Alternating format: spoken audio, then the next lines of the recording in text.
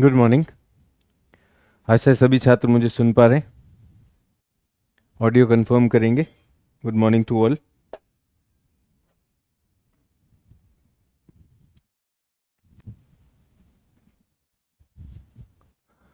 Good morning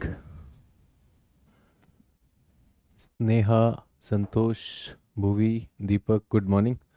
good morning Khushi. Good morning Abhishek. आशा है आप लोग मुझे सुन पा रहे होंगे। ऑडियो कंफर्म करेंगे। बात कर रहे हैं हम भारतीय जलवायु की। उससे पहले हमने जलवायु के कुछ सिद्धांत लिए हैं। आशा है अब आप मुझे देख भी पा रहे होंगे। ऑडियो वीडियो कंफर्म करेंगे।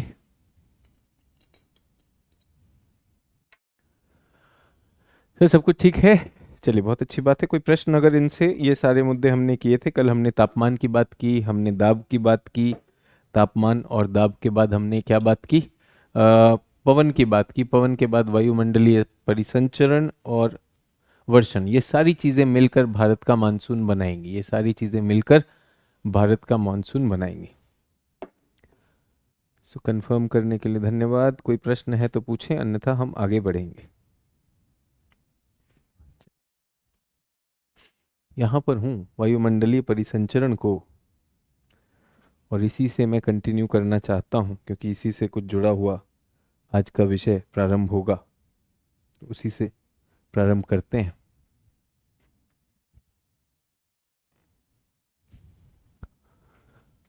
पृथ्वी की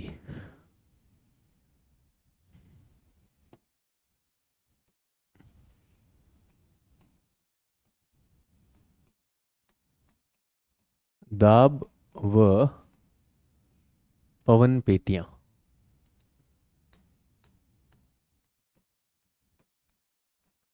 ये मेरा अनुरोध है सब लोगों से, एक फ्रेश पेज लेंगे और कॉपी को घुमा लेंगे।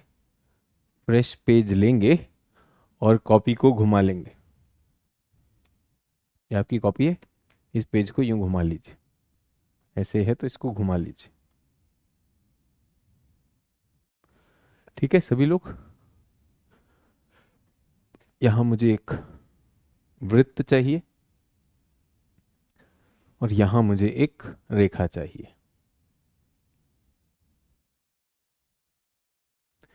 ये हमारी पृथ्वी है। पृथ्वी के बीच में विषुवत रेखा है। ये 0 डिग्री, ये उत्तरी ध्रुव है 90 डिग्रीज नॉर्थ।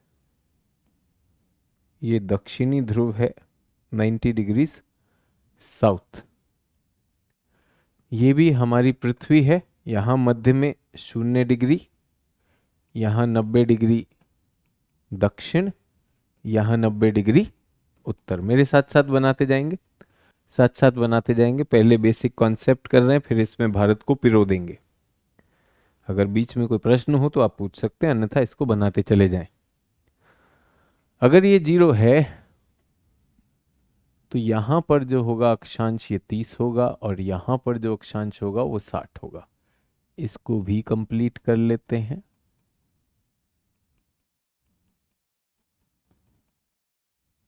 ऐसा ही यहां पर भी 30 होगा, यहां पर भी 60 होगा।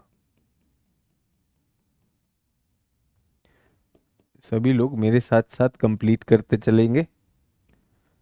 30 डिग्री, बस अंतर क्या है, ये उत्तर थे, ये उत्तर के अक्षांश थे, और ये दक्षिण के अक्षांश हैं। ठीक है। उसके बाद ये पृथ्वी की सतह है। पृथ्वी की सतह में भी हम यही करेंगे। 30 और 60 की दूरी डालेंगे। 30 डिग्री दक्षिण, 60 डिग्री दक्षिण। 30 डिग्री उत्तर और 60 डिग्री उत्तर। हो गया सभी लोगों का। तो हम इसमें पृथ्वी पर ये जो दाब पेटियां हैं और पवन पेटियां हैं, ये हमारी ग्रहीय पवन कहलाती है। ग्रहीय या परमानेंट स्थायी पवन।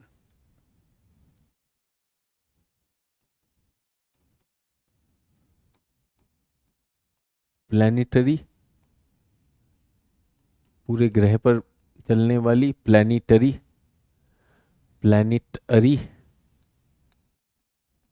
प्लैनेट पे चलने वाली प्लैनेटरी, या फिर स्थायी परमानेंट। ठीक है, ये आपको बनाना है पहले। ये बहुत ही सिंपल सीधी बात मैंने कही, इस पे प्लीज बना लीजिए।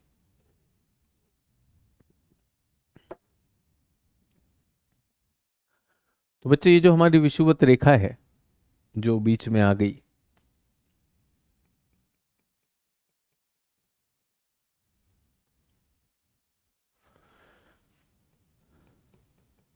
जीरो डिग्री जो है हमारी, 0 डिग्री रेखा, अगर हम कल के सिद्धांतों पे चलें तो 0 डिग्री रेखा पर तापमान ज्यादा होता है। तो कैसा दाब होना चाहिए?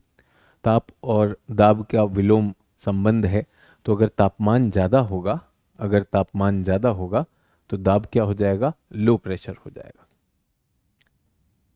यहां पर लो प्रेशर रहता है, यहां पर 0 डिग्री पर उच्च ताप और निम्न दाब का क्षेत्र है। निम्न दाब क्षेत्र क्यों है? क्योंकि सूर्य का प्रकाश ज्यादा है, सूर्य की ऊष्मा ज्यादा है, और कल हमने ऊष्मा, तापमान और उसका संबंध हमने देख लिया।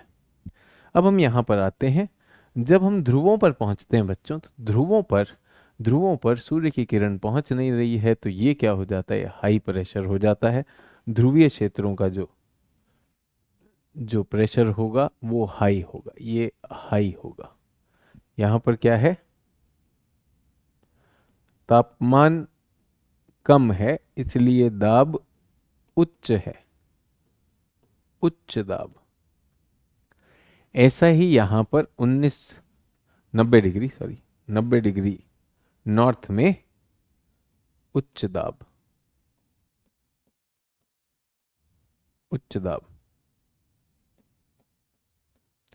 सभी लोग दिमाग में बिठा लीजिए। जब भी बात होगी, ध्रुवीय उच्च दाब ही होगा। ध्रुवीय उच्च दाब, विषुवतीय निम्न दाब, ये सिंपल सिद्धांत से चल रहा है। ठीक है। अब क्या होता है बच्चों कि यहां पर निम्न दाब होने की वजह से यहां की हवा गर्म हो जाती है और गर्म हवा उठने लगती है। इस प्रक्रिया को क्या कहते हैं? जल्दी बताइए, इस प्रक्रिया को क्या कहते हैं? यहां पर गर्म हल्की हवा का संवहन हो रहा है।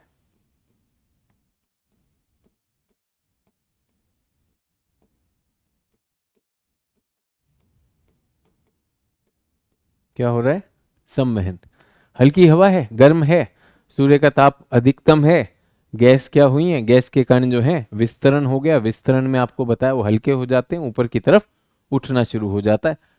गर्म हवा का इस तरह से उठना संवहन कहलाता है। लेकिन हम जानते हैं कि जैसे जैसे ये ऊपर जाएगा तो ये क्या होने लगेगा? ये ठंडा होने लगेगा, ये ठंडा होगा। तो ये क्या हो गया? ठंडा। ये ऊपर क्यों उठ रहा था? क्योंकि आसपास की हवा ठंडी थी, आसपास की हवा इससे ठंडी थी, तो ये उसके सापेक्ष में ये गर्म था, तो ये उठने लगा। अब ये उठता जाता है एक बिंदु तक। जिस बिंदु तक ये उठेगा, यहां तक उठता है, इस बिंदु के ऊपर नहीं जाएगा। इसे कहते हैं शोभ सीमा। शोभ सीमा, एक बिंदु के ऊपर ये जो उठती हुई हवा है, जो जैसे जैसे ऊपर जा रही है ठंडी होती जा रही है, ये इस बिंदु के ऊपर अब नहीं जा सकता। ये शोभ सीमा है। शोभ सीमा की ऊंचाई विषुवत रेखा पर लगभग 18 किलोमीटर, 16 से 18 किलोमीटर ऊंचा होता है। तो हवा कितना संवहन कर सकती है? हवा विषुवत रेखा पर कितना संवहन कर सकती है? हवा कर सकती है 16 किलोमीटर तक संवहन कर सकती है। तो हवा उठते कहां तक जाएगी? 16 किलोमीटर तक। लेकिन जैसे जैसे उठेगी ठंडी होती जाएगी। यहां तक क्लियर सभी लोग? जब शोधकर्ताओं ने देखा कि अगर ऐसा होता है तो क्या ये ध्रुवों पर भी होता है, क्या ध्रुवों पर भी हवा उठ सकती है, तो उन्होंने कहा अगर ध्रुवों पर ऊष्मा होती और हवा उठती, जैसे ग्रीष्म ऋतु में हो सकता है थोड़ी ऊष्मा आ जाए, तो वो भी उठती है, लेकिन उसकी शोभ सीमा जो है 8 किलोमीटर तक की होती है। तो ध्रुवों की जो ध्रुवीय शोभ सीमा है वो केवल 8 किलोमीटर तक की, ये केवल 8 किलोमीटर तक की। तो अक्षांश के साथ अलग अलग अक्षांश पर शोभ की सीमा जो है वो अलग होती है। तो जब हमने इसको जोड़ा तो हमको एक लाइन मिली जो हल्की सी ढलवां लाइन थी, इसको हमने कहा शोभ मंडल की सीमा, शोभ सीमा। कितने लोगों ने ऐसा कुछ किताबों में पढ़ा है कि पृथ्वी के वायुमंडल का जो सबसे निचला मंडल होता है उसको ट्रोपोस्फियर कहते हैं, ट्रोपोस्फियर, और उसकी ऊपरी सीमा ट्रोपोपॉज होती है। और ये क्या कहलाता है? ट्रोपोस्फियर। इसे कहते हैं शोभ मंडल। सुना है शोभ मंडल सभी लोगों ने? कितने लोगों को शोभ मंडल की परिकल्पना समझ में आ गई कि शोभ मंडल है और शोभ मंडल के दोनों ओर उसकी एक ढलवां सीमा है। ऊपरी सीमा विषुवत रेखा पर लगभग ये 16 किलोमीटर पर आ रही है और यहां पर ये लगभग 8 किलोमीटर पर आ रही है। बना लिया सब लोगों ने? बेसिक सी बातें हैं, लेकिन अगर आपको कहीं पर भी कोई डाउट था तो इसलिए सारी चीज, क्योंकि आपने जनरल नहीं किया था, सब चीज बिल्कुल बेसिक से लेके चल रहा हूं, बिल्कुल बेसिक से लेके चल रहा हूं, किसी बात की जल्दी नहीं है, आराम से हम करते जा रहे हैं। तो हवा गर्म हुई, विषुवत रेखा पर गर्म होती है, इसलिए हवा जो है उठती है। लेकिन अगर विषुवत रेखा पर हवा गर्म होती है तो ध्रुवों पर तो ठंडी होती कि नहीं होती है? ध्रुवों पर ठंडी होती कि नहीं? तो ध्रुवों पर अगर हवा ठंडी है तो वो क्या करेगी? ठंडी हवा तो भारी होती है। यहां पर क्या होगा? यहां गर्म हल्की हवा का संवहन था, यहां ठंडी भारी हवा का अवतलन है। कितने लोगों को समझ में आ गया? ध्रुवों पर अवतलन होता है, ध्रुवों पर अवतलन होता है क्योंकि हवा भारी होती है, और विषुवत रेखा पर क्या होता है? विषुवत रेखा पर हवाओं का उत्थान होता है, हवा ऊपर की ओर संवहनीय रूप से उठती है। ठीक है। अब हवा इसको पार नहीं कर सकती, ठंडी हवा इसको पार नहीं कर सकती, तो वो बाध्य हो जाती है मुड़ने के लिए। अब वो बाध्य हो जाती बच्चों मुड़ने के लिए। कहां पर मुड़ेगी? ध्रुवों की तरफ मुड़ेगी। और ध्रुव पर भी तो हवा की कमी है, कहीं पे तो हवा चाहिए होगी, तो ये हवा ध्रुवों तक आ जानी चाहिए थी। लेकिन ऐसा देखा गया बच्चों, ऐसा देखा गया कि लगभग 30 डिग्री अक्षांश के ऊपर जब यहां पहुंचती है, हवा इतनी भारी है और नीचे से इसको उठाने वाला कोई नहीं। पहले तो इतनी सारी हवा को नीचे से कौन उठा रहा था? ये संवहनीय धाराएं उठा रही थी ना, वायु धाराएं। लेकिन यहां पर तो कोई सपोर्ट ही नहीं है, तो 30 डिग्री पे पहुंचते पहुंचते इतनी भारी हो जाती हैं कि ये हवाएं नीचे गिरने लगती हैं। जब ये हवाएं नीचे गिरेंगी तो बच्चों बताइए तापमान क्या होगा? सर तापमान में तो वृद्धि हो जाएगी, तो इनके तापमान में फिर वृद्धि हो जाती है और ये जो है यहां पर आकर गिरती है, यहां पर आकर ये गिरती है। सभी लोग मेरे साथ? ऐसे ही यहां पर भी गिरेंगी,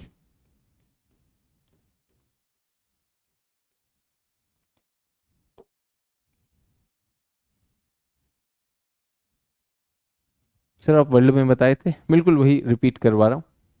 तो जब ये हवा नीचे गिरती है, कुछ छात्र ऐसे हैं जिन्होंने वर्ल्ड नहीं किया होगा, वर्ल्ड पुराना है तो इसलिए सभी के लिए करवा रहा हूं। जब ये हवा नीचे गिरती है, जब ये हवा नीचे गिरती है तो गैस का क्या होगा? गैस के कणों का क्या होगा? संकुचन होगा या विस्तार होगा?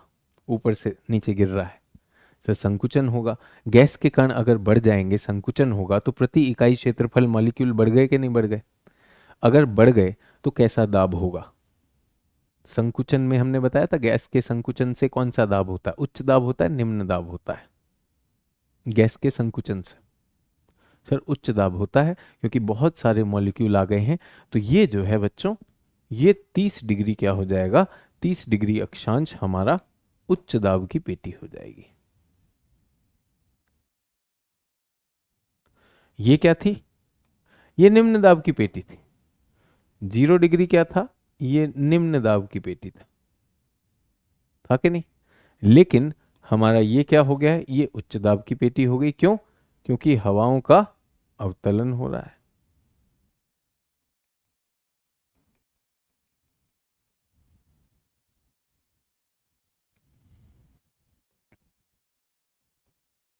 वायु का अवतलन हो रहा है। और जब ये नीचे पहुंचता है, जब ये नीचे पहुंचता है तो सतह पर क्या हो जाता है? सतह पर वायु दो भागों में, दो भुजाओं में बट जाती है। इसके लिए इस प्रक्रिया को क्या कहते हैं? इसको कहते हैं अपसरण। वायु का अवतलन, सतह पर अपसरण। कितने लोगों को समझ में आया अपसरण क्या होता है? जब हवाएं एक दूसरे से दूर जाती हैं उसे अपसरण। तो क्या मैं कह सकता हूं ये अपसरण क्षेत्र है? अपसरण क्षेत्र। अपसरण मतलब पवन एक दूसरे से दूर जा रही है। अच्छा, पवन एक दूसरे से दूर जाना मतलब अपसरण है। और पास आने का क्या मतलब है? पास आने का क्या मतलब है? पास आने के लिए कोई शब्द है? दूर जाने के लिए तो अपसरण है। तो 30 डिग्री पर क्या हो रहा है? अपसरण हो रहा है। और 30 डिग्री क्या है? उच्च दाब। सभी लोग यहां पर उच्च दाब लगा लेंगे। उच्च दाब, उच्च दाब, उच्च दाब, उच्च दाब, उच्च दाब, उच्च दाब। 30-30 डिग्री आ गया। अपसरण का विपरीत, हवाओं का एक दिशा में एक दूसरे के पास आना, उसके लिए क्या शब्द है? सर अभिसरण है। बहुत अच्छी बात है संतोष, बहुत अच्छी बात है शिवशंकर। ये बताइए इस चित्र में कहीं पर आपको अभिसरण होता दिखाई दे रहा है? इस चित्र में कहीं आपको अभिसरण होता दिखाई दे रहा है? अभिसरण, हवा जुड़ जा रही है। सर अभी तो नहीं दिख रहा है, तो ध्यान दीजिएगा। ये जो 30 डिग्री से आई, ये आकर यहां पर मिल जाएगी कि नहीं? तो ये वाली, इस तरफ वाली x मान लो और y मान लो, ये दोनों एक दूसरे के साथ अभिसरण कर रही कि नहीं कर रही? तो यहां पर क्या हुआ? अभिसरण क्षेत्र। कितने लोगों को अपसरण और अभिसरण सामने समझ भी आया? कहाँ हो रहा है वो भी दिखाई दे गया। तो ये जो हमारी क्षेत्र है, 0 डिग्री से 5 डिग्री उत्तर, 5 डिग्री दक्षिण, यहां पर क्या हो रहा है? यहां पर पवनों का अभिसरण हो रहा है। लेकिन 30 के 5 डिग्री उत्तर और दक्षिण में क्या हो रहा है? पवन का अपसरण हो रहा है। 30 डिग्री में अपसरण हो रहा है। सतह की बात कर रहे हैं।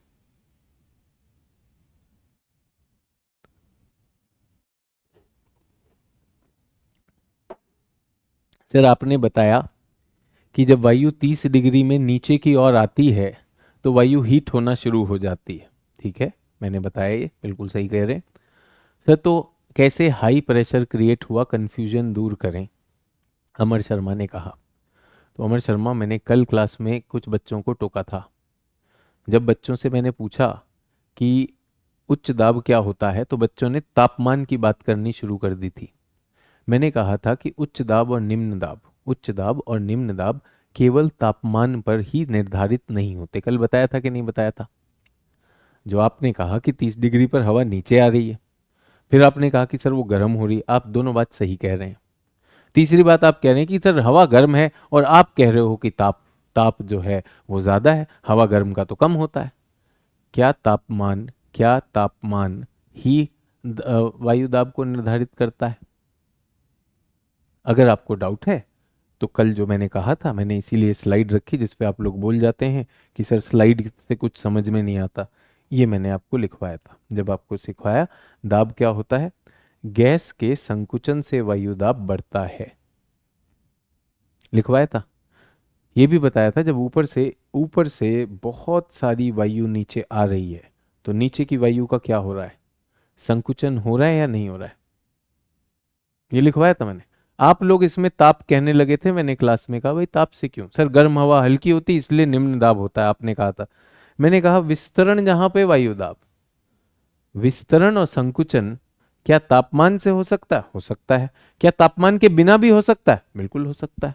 हमने ऑल्टीट्यूड की बात की थी, हमने ऊंचाई में कहा था कम दाब, यहां पर भी तो तापमान कम था, यहां पे तापमान कम था, फिर भी दाब कम हुआ कि नहीं हुआ? तभी आप कह सकते हैं सर उच्च दाब होना चाहिए। बताया था या नहीं बताया था? बताइए जल्दी से। पवन के अवतलन क्षेत्र में उच्च दाब, पवन के उत्थान क्षेत्र में निम्न दाब। लिख के सबूत की तरह पहले लिखवा देता हूं। आप लोग भले ही जो कहो कि साहब हमको जो है स्लाइड से समझ में नहीं आता, तो हमारे कंफ्यूजन तो आपने क्लियर करना है। अगर आप एक सूत्री कार्यक्रम सोचेंगे कि दाब का केवल तापमान से जोड़ा है, तो फिर आपका उत्तर गलत होने की संभावना बढ़ जाएगी। बट अगर आप समझेंगे कि भाई दाब का और भी सूत्र हो सकता है, तो आपकी समझ आ जाएगा। कितने लोगों को वो डाउट था और यहां पर कुछ समझ में आया है कि तापमान से तो निश्चित रूप से दाब नियंत्रित होता है, लेकिन अवतलन और अपगमन से भी। तो आपको कहा था ये शब्द इंपॉर्टेंट है, संकुचन या विस्तरण। नेट फाइनली अंत में संकुचन हो रहा है या विस्तरण हो रहा है, ये बताएगा कि यहां पर क्या होगा। क्लियर हो गया? किसी को और कोई डाउट है तो पूछ लीजिए। अभी रंजन ने कहा था सर ये आपने विश्व भूगोल में कराया था, आपको आशा है समझ में आया होगा। मैंने ये क्यों रिपीट कराया, मैं इसलिए रिपीट कर रहा हूं कि एक तो समय हो गया, आप लोगों ने रिवाइज नहीं किया होगा। दूसरी बात है, जैसे जैसे आपने भूगोल समझा आपकी समझ भी बेहतर हुई होगी, आप इसको बेहतर अप्रिशिएट कर सकते हैं।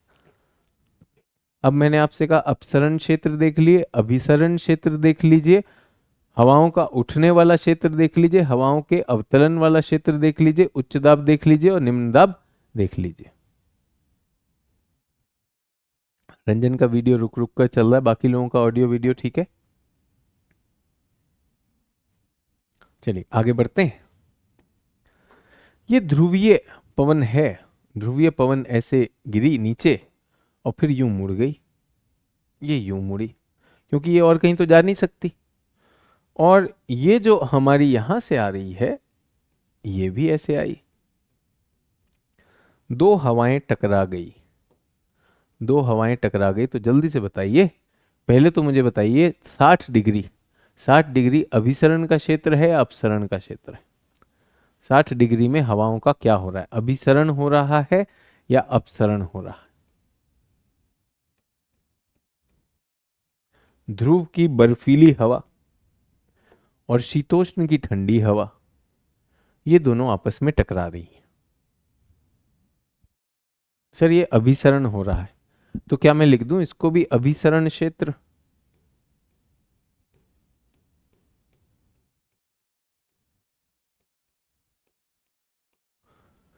तो एक क्षेत्र अपसरण, एक क्षेत्र अभिसरण, तो अभिसरण अपसरण अभिसरण, और यहां पर क्या हो रहा है, यहां पर तो नीचे गिरी रही है अवतलन। कितने लोगों को यह समझ में आ गया? आ गया? कल आपको 3 तरह की वर्षा बताई थी, तीसरी तरह की वर्षा क्या थी जल्दी बताइए। कल आपको 3 तरह की वर्षा बताई थी, तीसरी तरह की वर्षा क्या थी जो मैंने कहा था भारत में ज्यादा नहीं होती? क्या थी? सर उसका नाम था वाताग्रीय वर्षा। उसमें आपने लिखा था सर जब दो विपरीत वायु राशियां आपस में आकर टकराती हैं जिनमें अंतर होता है, तो गर्म वाली हवा ऊपर की तरफ चली जाती है जिससे वर्षण होता है, ऐसा कुछ लिखवाया था। वाताग्रीय, इस स्क्रीन पे आज कहीं पे वाताग्रीय परिस्थिति दिख रही है मुझे। कहाँ वाताग्र बनता दिख रहा है जल्दी बताइए। क्या 60 डिग्री पर वाताग्र बन रहा है कि नहीं बन रहा है? हरे रंग की और नीले रंग की हवा आपस में टकराने वाली है, हरे रंग की और नीले रंग की हवा टकराने वाली। ऐसा तो नहीं वहां पे वास्तविकता में हरा और नीला है, दो अलग अलग विपरीत वायु राशियां आपस में टकराएंगी। अब आप लोगों से कॉमन सेंस से पूछना चाहता हूं बच्चों, मुझे बताइए ए और बी में, ए और बी में ये दो वायु राशि आपस में टकरा रही है ना 60 डिग्री पर, ए और बी में गर्म कौन सी है ठंडी कौन सी है? ए और बी में गर्म कौन सी है ठंडी कौन सी है?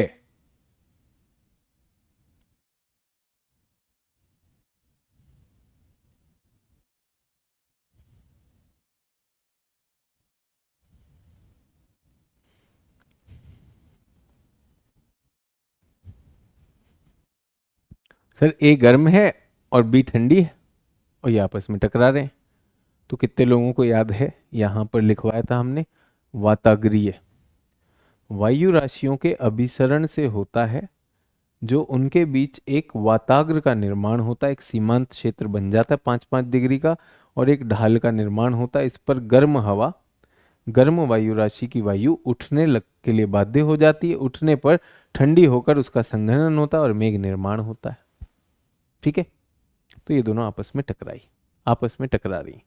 अभिसरण का क्षेत्र है। अच्छा, एक बात बताइए, आपके सिर के ऊपर, आपके सिर के ऊपर 3 बोरी, 3 बोरी 5-5 किलो का आटा है, तो आपके सिर पर कितना है बच्चों?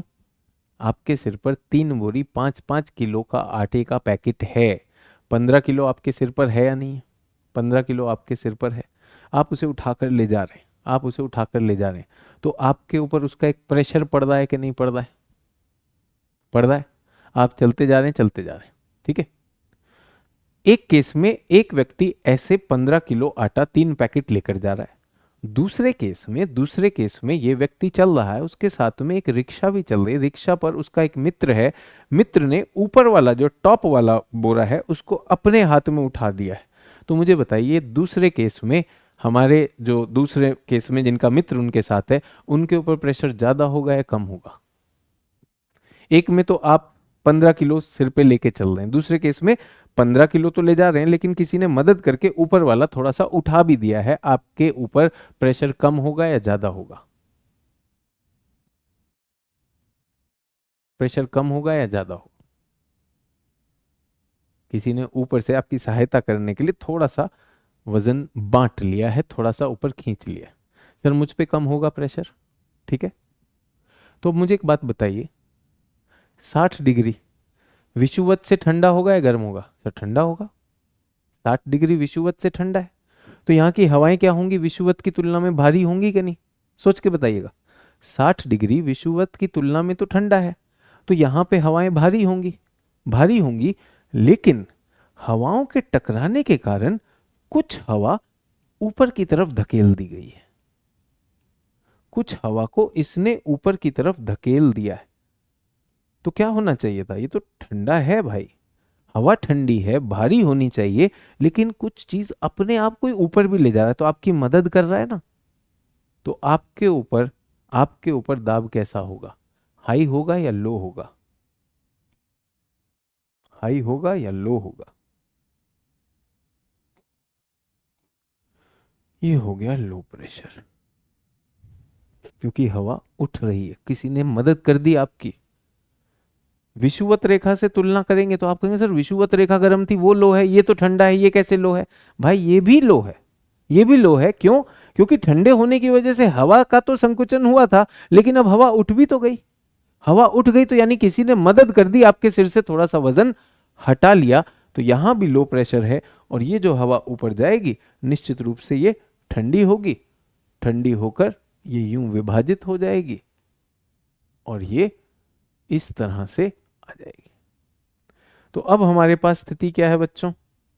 सर हमारे पास स्थिति है कि यहां पर हाई, यहां पर लो, यहां पर लो, यहां पर लो और यहां पर हाई। कितने लोगों को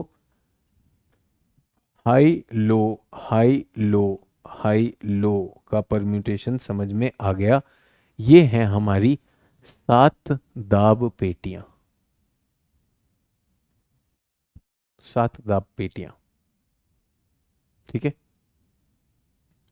क्लियर हो गया? 7 दाब पेटियां और पवन पेटियां भी। पवन पेटी का मतलब क्या होता है बच्चा? ये जो थोड़ा सा हिस्सा होता है ना, ये जो हिस्सा जहां पर ये दोनों टकरा रही हैं, ये 5-5 डिग्री इधर उधर यहाँ तो टकरा रही, ये एक पेटी होती है, ये दाब की पेटी होती है, ये एक दाब की पेटी होती है। तो ये दाब की पेटियां हैं। और दाब की पेटियों के बीच में क्या है? दाब की पेटियों के बीच में हवा चल रही है, सतही हवा का प्रसार है। कितने लोगों को चित्र में दाब की पेटियां दिख रही हैं?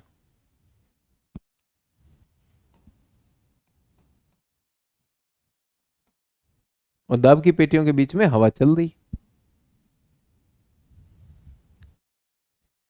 देखी? हवा हमेशा कहाँ से कहाँ चलती है?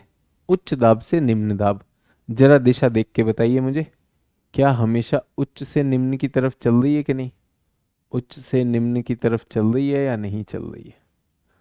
सतह पर देख के बताइए मुझे, क्या उच्च से निम्न की तरफ चल रही है या नहीं चल रही है?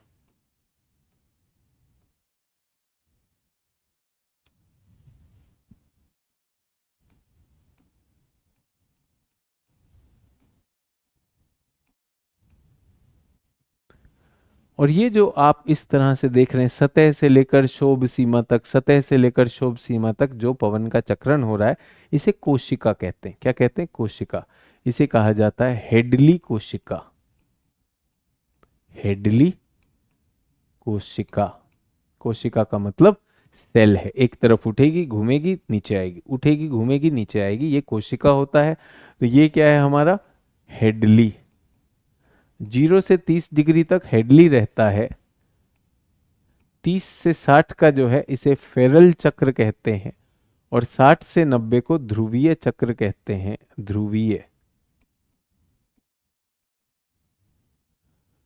कितने लोगों को कोशिकाएं भी समझ में आ गई? अगर कहीं पर लिखा हो कि हेडली सेल जो है सिकुड़ गया, हेडली सेल जो है खिंच गया, तो आपको समझ में आना चाहिए कि ये हेडली सेल होता क्या है। 0 से 30 डिग्री का क्षेत्र है जहां पर विषुवत पर उठता है, 30 डिग्री पर गिरता है, इसे हेडली सेल कहा जाता है। और ये हमारी दाब पेटियों का हिस्सा है। ये वर्ष भर रहने वाली 7 दाब पेटियां हैं जो हमने बनाई है, और इनमें नियम है हाई से लो की तरफ, हाई से लो की तरफ चलती हैं ये, हाई से लो की तरफ जाएंगी, हमेशा हाई से लो। क्या ऐसा है या नहीं है? जल्दी बताइए मुझे, क्या आपको भी दिख गया? क्या आपने अपना चित्र काफी खराब कर लिया है कि नहीं कर लिया है? अरे सर, इतना सब लिख दिया इसी में।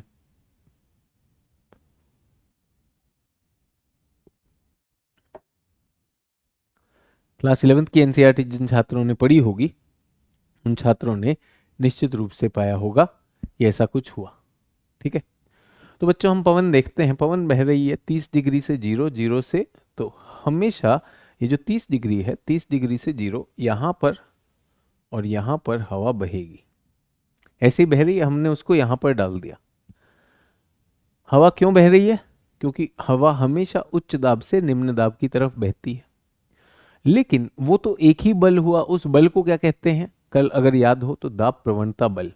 लेकिन हमने बताया था कि हवा, पवन जब चलती है तो केवल एक बल काम नहीं करता, 3 बल काम करते।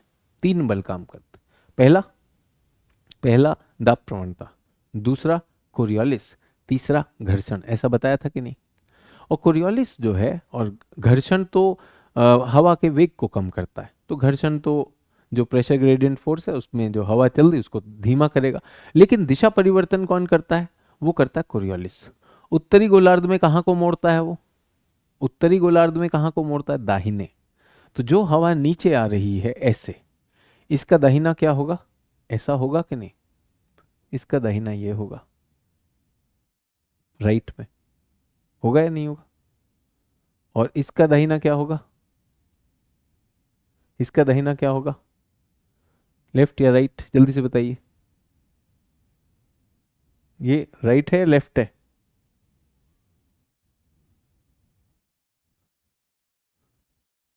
राइट। तो मोड़ दें इसको, तो हवा कैसे चलती है इसमें?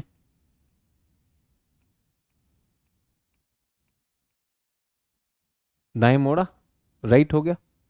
उत्तरी गोलार्ध में कहाँ था? हमने कहा था दाएं। और दक्षिणी गोलार्ध में कहाँ पे मुड़ता है? दक्षिणी गोलार्ध में मुड़ता है बाएं। ऐसा लिखा था कल। बाएं और दाएं।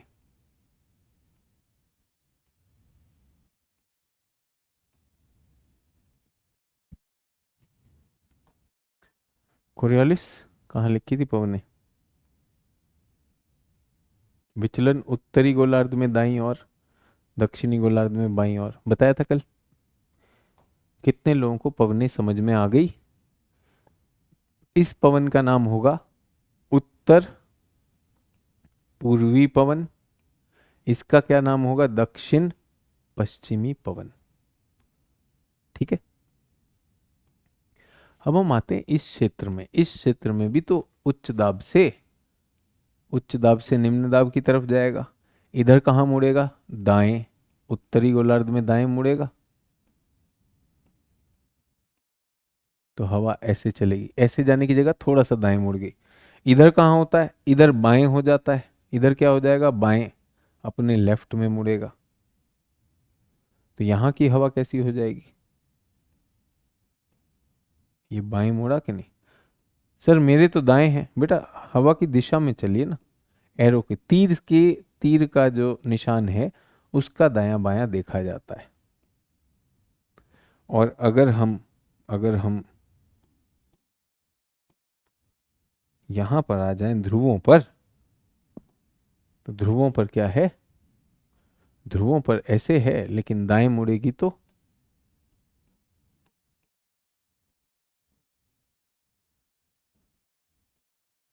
ये ध्रुवीय पवन। कितने लोगों को पवन दिख गई?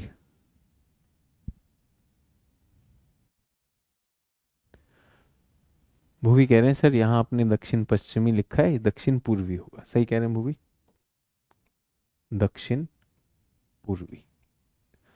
पश्चिम तो हमेशा ये वाला आता है कि ये पश्चिम से चल रहा है, ये भी पश्चिम से चल रहा है।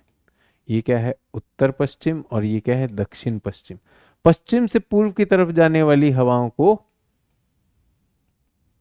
पछुआ कहते हैं, और पूर्व से पश्चिम कहने वाली को, पूर्व से पश्चिम बहने वाली को पूर्वाई कहते हैं। इन्हें ही वाणिज्यिक पवन भी कहा जाता है।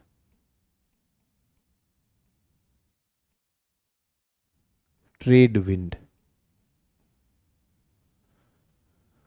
पूर्वाई, पछुआ, और एकदम ध्रुवों पर जो है वो भी तो पूर्व से आ रही है, इसको कहते हैं ध्रुवीय पूर्वाई।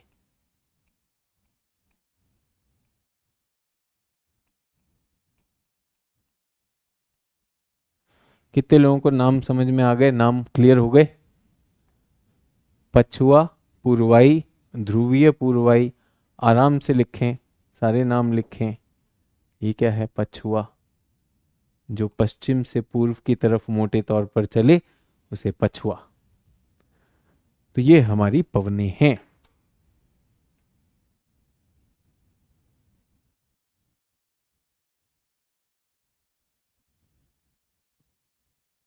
अब इसमें लिखना क्या है? ये किताब में लिखा हुआ है, पर हमने बोलकर बात करते हुए आपके सामने पूरा चित्रण किया, पूरा एक्सप्लेन किया। क्या आप इसके नीचे एक एक पेज छोड़ना चाहेंगे जो अपने ही शब्दों में आप लिख भी लेंगे? आपके लिए भी लेखन एक्सरसाइज हो जाएगी कि कहाँ पर निम्न दाब होता है, कहाँ पर उच्च दाब होता है, क्यों होता है, किस कारण से होता है। इस पे कोई प्रश्न है तो पूछिए।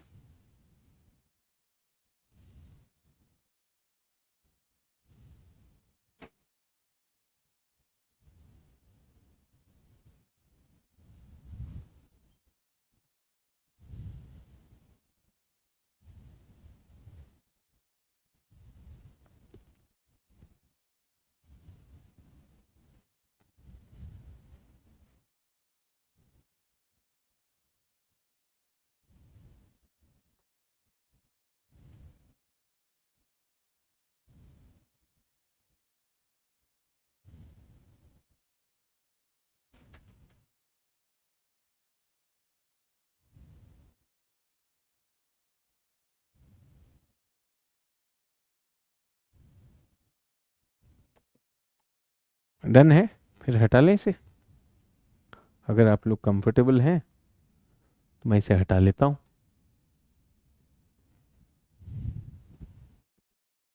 एक और पेज लेते हैं, इसमें कुछ और चीज़ें बताते हैं। फिर से वही काम करेंगे, सभी लोग वही काम करेंगे। एक पेज और उसको घुमा लेंगे। सिंगल पेज लिया, उसको घुमा लिया।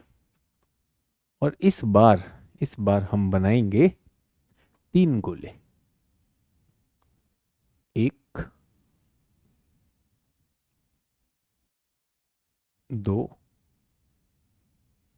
और 3। लगभग सिमिलर गोले रहेंगे। ये हमारा विषुवत रेखा, इसको कहा जाता है बच्चों, इसको कहा जाता है, विषुवत रेखा को कहा जाता है ITCZ। ITCZ क्या होता है? पहले तो इसको कहा जाता है विषुवतीय निम्न पेटी,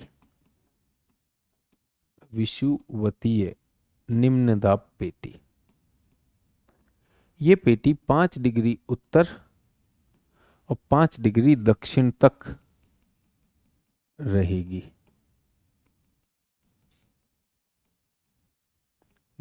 5 नॉर्थ, 5 साउथ। इसको ITCZ कहा जाता है। चलिए ITCZ क्या होता है यहां लिख देता हूं। इंटर ट्रॉपिकल कन्वर्जेंस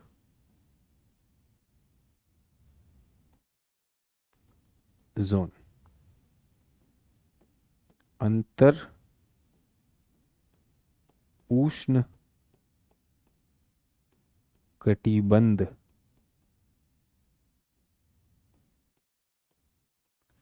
अभिसरण पेटी।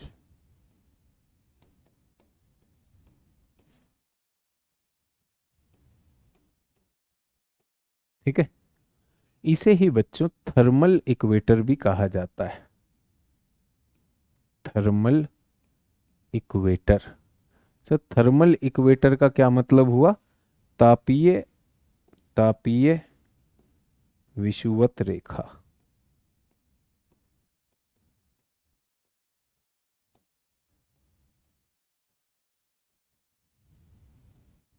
क्यों? क्योंकि ये ताप का एड्रेस है, सूर्य के ताप का एड्रेस ये है। सब लोगों को थर्मल इक्वेटर समझ में आ गया? सूर्य के ताप का एड्रेस ये है, इसलिए इसे थर्मल इक्वेटर भी कहते हैं। कहीं पर भी जब हम अब आगे पढ़ेंगे, जैसे जैसे आपका भूगोल की समझ बढ़ती जाएगी बच्चों, इस तरह के शब्दों का प्रयोग होने लगेगा। कहीं आप घबराएं कि ITCZ क्या होता है, सर हमें पता ही नहीं, तो ये हमने बता दिया। सर इसको ITCZ क्यों कहते हैं, तो आप ही बच्चे जानते हैं, आप ही ने तो देखा यहाँ पर क्या हो रहा है। यहाँ पर अभिसरण हो रहा है कि नहीं हो रहा है? किसका हो रहा है? दोनों ट्रॉपिकल के बीच की हवा ऐसे आकर यहाँ पर अभिसरण कर रही है। तो दोनों की दोनों, क्या मैं कह सकता हूँ, यहाँ से ये पूर्वाई और यहाँ से ये पूर्वाई, दो वाणिज्यिक पवनें आपस में टकरा रही हैं कि नहीं टकरा रही? इसलिए इसे अभिसरण क्षेत्र कहा जाता है।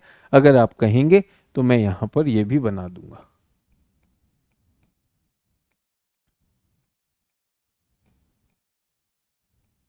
ठीक है, क्लियर हो गया? अब इससे इससे 30 डिग्री पर, अब इससे 30 डिग्री की दूरी पर, ITCZ से 30 डिग्री की दूरी पर हमारे पास एक और पेटी आती है, और उससे 30 डिग्री की दूरी पर हमारे पास एक और पेटी आती है। तो ये पेटी देख लें, इस पेटी का नाम है बच्चों,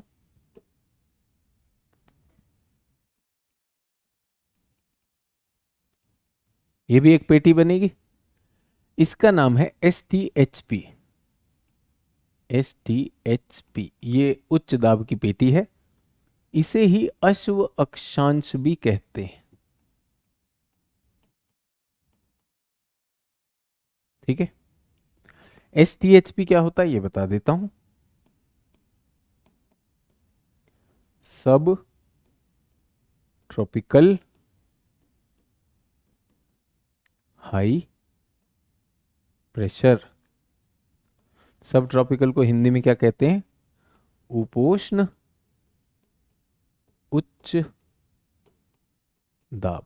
हिंदी में भी है, इंग्लिश में भी है, सब लोग कंफर्टेबल। सर ये कहां पे बनती है? दोनों गोलार्धों में बनेगी, 30 डिग्री अक्षांश के आसपास।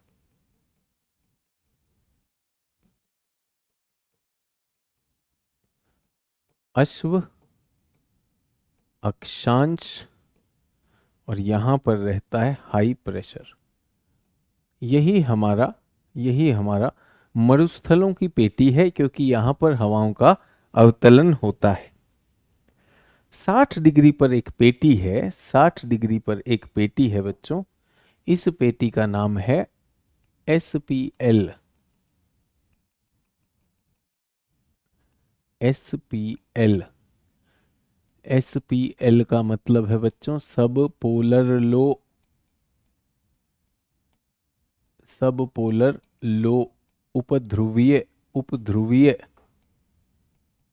उपध्रुवीय निम्न दाब।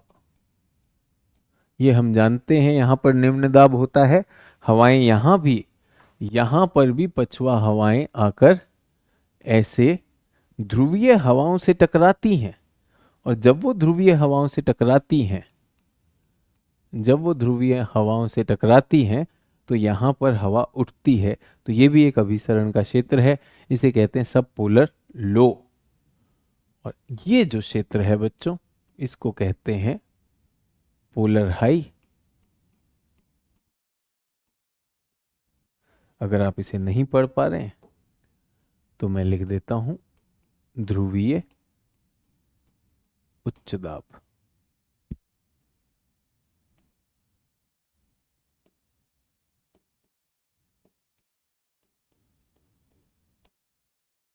ठीक है,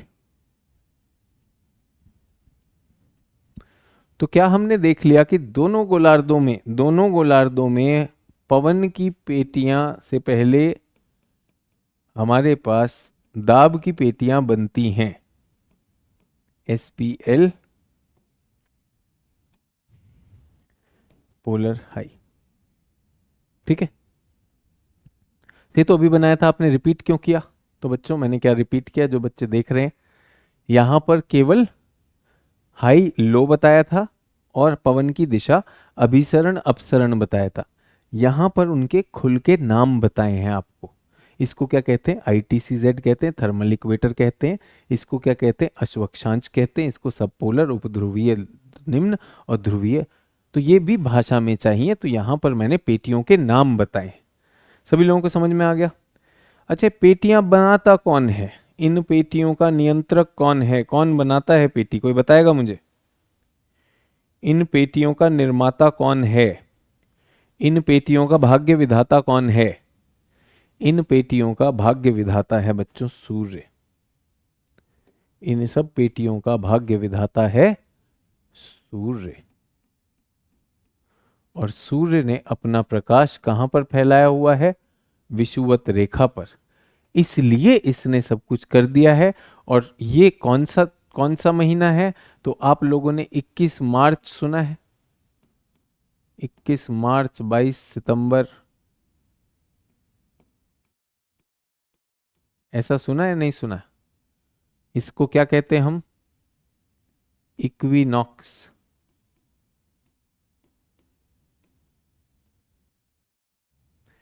इक्विनॉक्स का मतलब जब दिन और रात सेम होती है। सुना है कि नहीं सुना है? मार्च और सितंबर में इक्विनॉक्स। जल्दी बताइए। अगर नहीं सुना है तो आज बता दिया मैंने। आज मैंने बता दिया कि सूर्य वर्ष में 2 बार विषुवत रेखा के ठीक ऊपर होता है। इसे इक्विनॉक्स कहते हैं, हिंदी में इसे विषुव की अवस्था कहते हैं। विषुव अवस्था, विषुव अवस्था। ठीक है,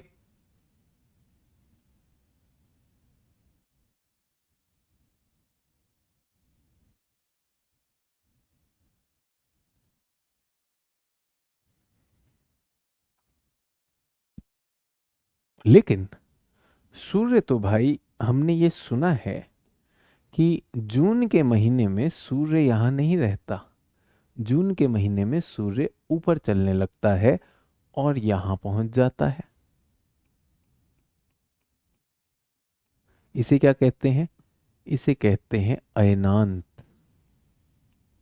अयनांत यानी सॉल्स्टिस। और शीत ऋतु में सूर्य विषुवत पे ना रहकर कहाँ चला जाता है, दक्षिण में आ जाता है। तो विषुवत बना दे, विषुवत बना के रखना चाहिए सर। विषुवत तो देखिए सबका सेम, इसीलिए बनवाए थे। अच्छा सर, इसलिए तीनों एक साथ बनाए थे, मैंने तो एक ही बनाया था। जिस भी छात्र ने मेरे निर्देश फॉलो किए उसको एकदम अभी दिख जाएगा। अब जब सूर्य ही नीचे चला गया है, सूर्य ही नीचे चला गया है, ये क्या हो गया, ये भी अयनांत हो गया। इसको क्या कहते हैं, शीत ऋतु का अयनांत, विंटर सोल्स्टाइस। इसको क्या कहते हैं, समर सोल्स्टाइस, ग्रीष्म ऋतु में। और सूर्य मैक्सिमम कहां तक पहुंचता है, इस रेखा तक पहुंचता है। कौन सी रेखा, कर्क रेखा। कितने लोगों को समझ में आया। और यहां पर कौन सी रेखा तक पहुंचता है, मकर रेखा। बना लिया। ये पता नहीं क्या हो गया है, लेकिन कोई बात नहीं, आप जो है एग्जिट करें।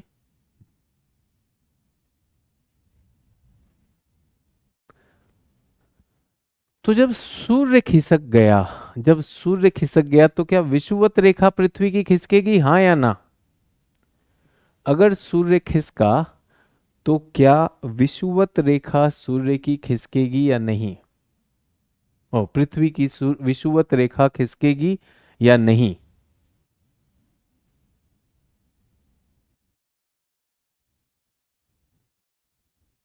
सोच के बताइएगा।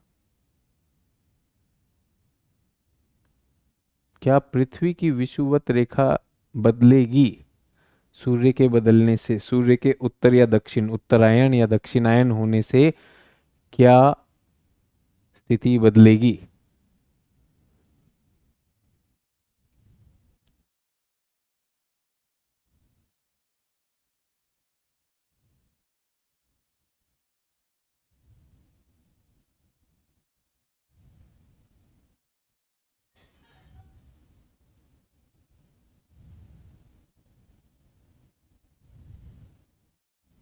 सभी लोग कह रहे हैं यस यस। सोचिए सोचिए। तो एकदम गलत उत्तर दे रहे हैं आप, एकदम गलत उत्तर दे रहे हैं जो भी यस लिख रहे हैं। पृथ्वी की विषुवत रेखा क्या है, एक काल्पनिक रेखा है जो पृथ्वी को दो भागों में बांटती है। उसका सूर्य से क्या लेना देना, उसका सूर्य से कुछ लेना देना नहीं। मेरा काम है आपको कंफ्यूज करना, और आप मेरे जाल में फंस जाते हो। 20 या 21 जून के आसपास सूर्य उत्तरी गोलार्ध में जाता है। विषुवत को लेकर किसी ने इतना दूध नहीं पिया है माँ का दूध की जो है, पृथ्वी की जो है विषुवत रेखा को पलट दे, कोई नहीं पलट सकता। ठीक है, ऐसे ऐसे बोला जा सकता है कि नहीं, पृथ्वी जब तक है कोई उसे नहीं पलट सकता, कोई नहीं हिला सकता। तो जितने भी लोगों ने यस लिखा था एकदम गलत लिखा था। पृथ्वी की ऊष्मा को ऊपर नीचे कर दे अलग बात है, तो पृथ्वी की विषुवत रेखा को कैसे बदल देगा, कोई नहीं बदलता। हाँ, ऊष्मा का एड्रेस क्या था, ऊष्मा का एड्रेस क्या था, थर्मल इक्वेटर था। ITCZ ही थर्मल इक्वेटर था। ITCZ को खिसका दे तो समझ में आता है, ये तो समझ में आता है भाई। कितने लोगों को अपनी अपनी सोच में कहां गड़बड़ हो रही थी वो पता चला। ये हमारी ITCZ का क्षेत्र है। तो अब क्या हुआ, ITCZ जो है ये थोड़ी सी खिसक जाएगी, ये खिसक जाएगा। सो जो इक्वेटर है वो तो वहीं पर रहेगा, लेकिन ये क्या है बच्चों, ये आपका तापीय इक्वेटर है, तापीय विषुवत है। ये तो काल्पनिक है ना, हीट ऊपर खिसक गई, ये खिसकेगा, विषुवत रेखा तो वहीं रहेगी। तो अगर ये खिसका, अगर ये खिसका, अगर ये हमारा तापीय विषुवत है और ये खिसक गया है उत्तर में, तो इसका मतलब पृथ्वी की ऊष्मा उत्तर की तरफ खिंच गई। ठीक है, अगर ये खिंच गया तो जब दक्षिण होगा, दक्षिणायन होगा, जब दक्षिणायन होगा, दक्षिणायन में विंटर सोल्स्टिस कब आता है, ये दिसंबर में आता है कि नहीं आता है। तो 20-21 दिसंबर हो गया। शीत अयनांत जो होता है ये 20-21 दिसंबर को होता है। दिसंबर में क्या हुआ, विषुवत रेखा का जो ये थर्मल इक्वेटर है थर्मल इक्वेटर हमारा दक्षिण में खिसक जाएगा। अच्छा, थर्मल इक्वेटर पर ही तो पवनें आती हैं।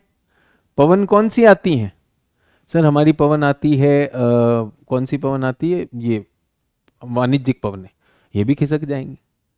तो क्या मैं कह सकता हूं ये दक्षिण की तरफ खिसका। तो सूर्य विषुवत रेखा को नहीं हिला सकता भाई।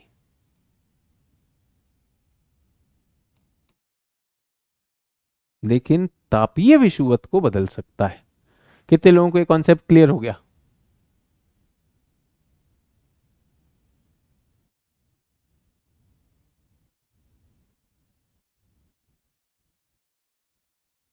अब मुझे बताइए, विषुवत रेखा से ध्रुव तक में कितनी कितनी डिग्री का अंतर था? विषुवत रेखा से ध्रुव तक में कितनी डिग्री का अंतर था सर? 90 डिग्री का अंतर था। 90 डिग्री का अंतर था। उसमें 3 पेटियां बनी थी। तीनों पेटियां कितने की थी? 30 30 30 30 30 30। लेकिन अब क्या हो गया? अब विषुवत, तापीय विषुवत ही ऊपर को खिसक गया है। मान लीजिए 10 या 20 डिग्री खिसक गया है। तो अब जो बची हुई पेटियां हैं उनकी चौड़ाई ज्यादा होगी या कम हो जाएंगी? वो सिकुड़ जाएंगी कि ज्यादा फैल जाएंगी? जल्दी बताइए। तो ये पेटियां जो थी ये भी तो खिसकेंगी। ये जो हमारी सब ट्रॉपिकल हाई प्रेशर है ये भी खिसक जाएगी। ये जो हमारी सब पोलर है ये भी खिसक जाएगी। तो ये थोड़ी सी यहां पर पेटी सिकुड़ जाएंगी कि नहीं? यहां सिकुड़ जाएंगी। और यहां वाली क्या होंगी? यहां वाली फैल जाएंगी सर। ये लो, ये तो ये भी ऐसे आई, इनके मजे हो गए सर। नीचे का फैल जाएगा। देख रहे हैं, नीचे वाली चौड़ी हो गई, ये संकरी हो गई। केजीएस यूजर कह रहा है इसका मतलब इक्वेटर का सन से कोई लेना देना नहीं। केजीएस यूजर कब पैदा हुए हो? इक्वेटर की परिभाषा क्या थी? पृथ्वी को 2 भागों में काटने वाली एक काल्पनिक प्लेन से अगर 2 भागों में काटा जाए तो वो जो एक वृत्त बनेगा वो इक्वेटर। उसका सूर्य से कभी कुछ लेना देना था ही नहीं। किसका है? सूर्य के ताप से है। ताप से, तो ताप के लिए हमने उसका क्या नाम कर दिया? तापीय इक्वेटर। तापीय इक्वेटर, ठीक है। तो यहां पर पेटियों के बीच की दूरी क्या हो गई? सिकुड़ गई। और यहां पर पेटियों के बीच की दूरी बढ़ गई। तो उत्तरी गोलार्ध में पेटी सिकुड़न होगा या नहीं होगा? जल्दी बताइए। उत्तर में। और दक्षिणी गोलार्ध में पेटी का विस्तरण होगा या नहीं होगा? सोच के देखिए। तो पूरे वर्ष में सूर्य जब उत्तर जाएगा तो उत्तर की पेटियां सिकुड़ जाएंगी। और जब दक्षिण आएगा, जब दक्षिणायन हुआ, तब क्या हुआ? अरे सर ये पेटियां सिकुड़ गई, अब इनके पास ज्यादा जगह नहीं रहेगी, ये कम हो जाएंगी। कम हो जाएंगी कि नहीं हो जाएंगी? जल्दी बताइए। अब इनमें दूरी कम हो जाएगी। इनमें दूरी कम हुई या नहीं? अब यहां सिकुड़न हो जाएगा। इसलिए बोला था तीनों को एक साथ बनाना, एक ही क्रम में बनाना। कितने लोगों को समझ में आया? अगर समझ आ गया तो वह कर दीजिए। आपका इक्वेटर, थर्मल इक्वेटर, एक होता है भौगोलिक इक्वेटर। इसको अब मैं क्या कहूं? भौगोलिक equator, geographical equator. Geographical equator, ये तो कोई बदल ही नहीं सकता। और ये कौन सा इक्वेटर है? तापीय इक्वेटर। तापीय इक्वेटर सूर्य के साथ बदल जाता है। आपने चित्रण भी कर लिया, आपको समझ भी आ गया, सारी चीजें आपके सामने।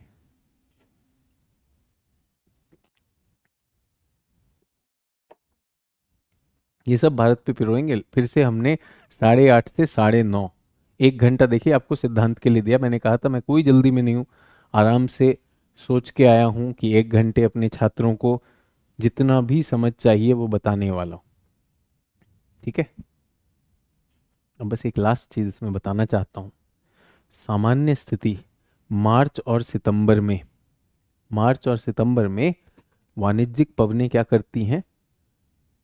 ज्योग्राफिकल इक्वेटर पर आकर मिलती हैं, क्योंकि ज्योग्राफिकल इक्वेटर और थर्मल इक्वेटर सेम होता है। लेकिन ये हमेशा इनका एड्रेस क्या होता है? Thermal equator. तो जो दक्षिणी गोलार्ध से जो वाणिज्यिक पवनें चल रही हैं, अब बताइए मुझे, ये जो वाणिज्यिक पवनें हैं क्या ये यहां पर रुकेंगी? ये ज्योग्राफिकल इक्वेटर पर नहीं रुकेंगी। ठीक है, ये ज्योग्राफिकल इक्वेटर पर नहीं रुकेंगी। इनका तो लक्ष्य क्या है? तापीय विषुवत रेखा है।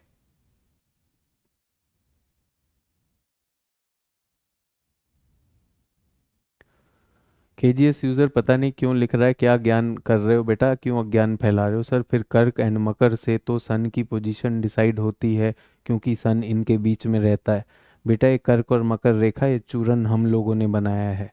सूर्य देवता अपनी प्रक्रिया करते रहते हैं। सूर्य मैक्सिमम जाते हैं, जहाँ तक मैक्सिमम जाते हैं उसे कर्क कहा जाता है, जहाँ तक मैक्सिमम दक्षिण जाते हैं उसे मकर कहा जाता है। ये हम लोगों ने किया है। आप कहाँ पे अपने ज्ञान में फंसे हो? आप अक्सर ये ज्ञान का वो करते हो। प्रश्न जो है उसे सही पूछो, ये कोई प्रश्न नहीं है। प्रश्न पूछना है तो प्रश्न पूछना तो सीखो। सर फिर कर्क और मकर से तो सन की पोजीशन डिसाइड होती होगी। मूर्ख हो क्या? पहले मनुष्य ने आके कर्क और मकर बनाया था? सन की पोजीशन से कर्क और मकर डिसाइड होता है। तो कर्क और मकर क्या है? 23.5। वो किससे डिसाइड होता है? पृथ्वी के अक्ष के टिल्ट से होता है। तो पृथ्वी का जो अक्ष है वो वर्टिकल ना होके 23.5 डिग्री झुका हुआ है। इसी कारण अगर सीधा होता तो सूर्य हमेशा विषुवत रेखा पर चमकता। तो केजीएस यूजर, प्रश्न जो है पहले सोचिए, सोचिए, पचा लीजिए, किताब पढ़िए, उसके बाद। हाँ जी, वापस आते हैं। तो तापीय विषुवत हो गया। अब मुझे बताइए कि इस पवन को अब भौगोलिक विषुवत रेखा पार करनी पड़ेगी कि नहीं? तो नियम यह है कि जब भी कोई भी पवन भौगोलिक विषुवत रेखा को पार करेगी तो उसकी दिशा में 90 डिग्री का विचलन आ जाएगा। क्या नियम है? जब भी कोई पवन विषुवत रेखा को पार करेगी, चाहे तो लिख लीजिए, जब भी कोई पवन विषुवत रेखा को पार करेगी तो उसकी दिशा 90 डिग्री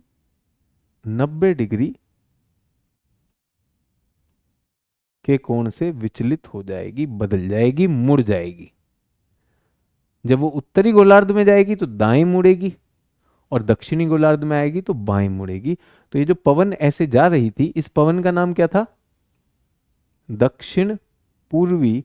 लेकिन जब ये यहां पर पहुंचेगी तो ये क्या बन जाएगी? दक्षिण पश्चिमी। सर ये समझ नहीं आया, फिर से बता दूंगा, पहले ये लिख लीजिए। यहां पर तो यहां की जो पवनें आ रही थी, यहां पर भी तो इस तरह से आ रही थी ना पवनें, ये इस तरह से आ रही थी वाणिज्यिक पवनें, वाणिज्यिक पवन।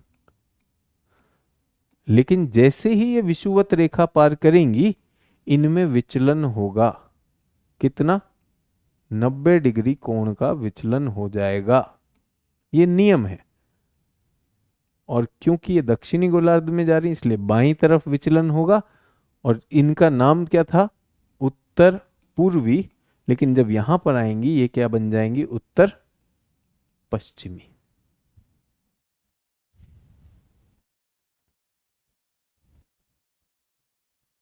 भौगोलिक इक्वेटर और तापीय इक्वेटर अलग चीजें हैं। तापीय इक्वेटर का नियंत्रक सूर्य है।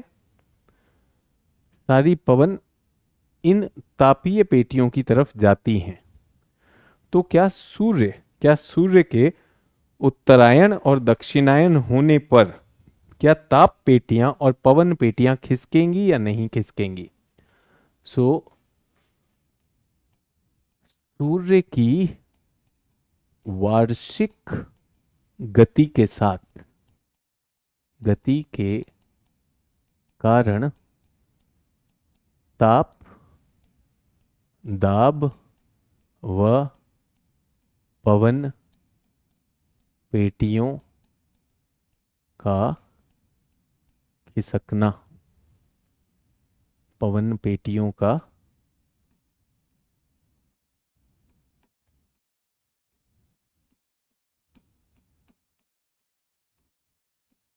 खिसकना इस चित्र में दिखाया गया है।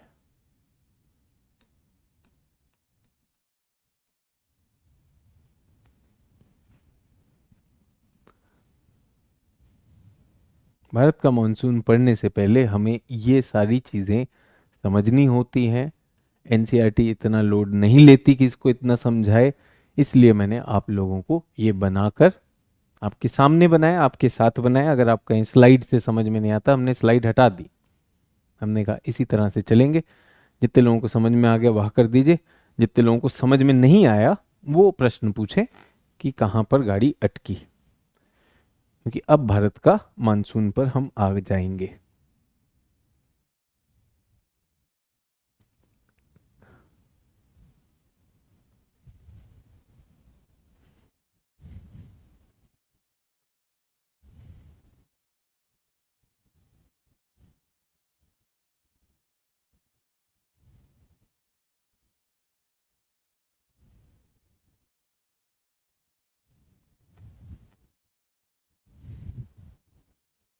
जो भी आ रहा है अपने प्रश्न को सोचिए, सटीक भाषा में लिखिए क्या प्रश्न है, मैं उसका उत्तर दे दूंगा।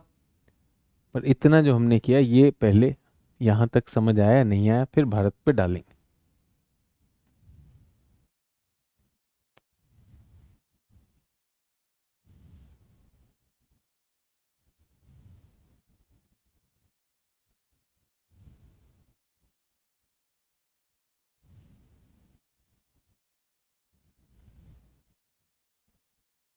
ठीक है,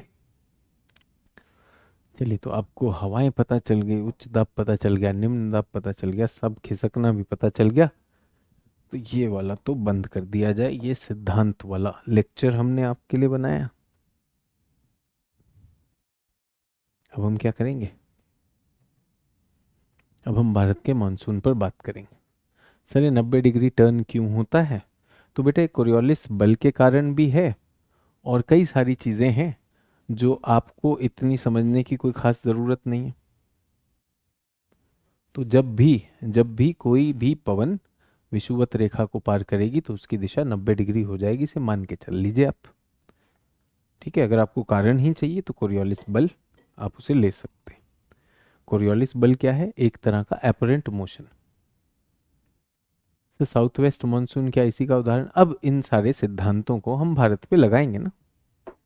ठीक है, तो आपको पता चल जाएगा ये सब मैंने क्यों पढ़ाया।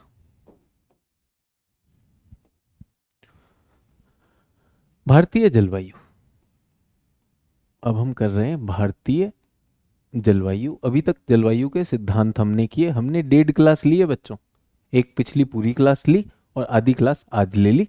तो इससे आपके सिद्धांत कहीं पर भी, मैं नहीं चाहता किसी भी छात्र को ऐसा रहे कि यार मुझे पता ही नहीं था, सर ने इतनी सारी चीजें बता दी। तो बेसिक आपका पहले तैयार किया, पहले आधारशिला डाली, अब इस पर डालूं। ठीक है, भारतीय जलवायु को सामान्यतः मानसूनी जलवायु की संज्ञा दी गई। मानसूनी जलवायु की संज्ञा दी गई।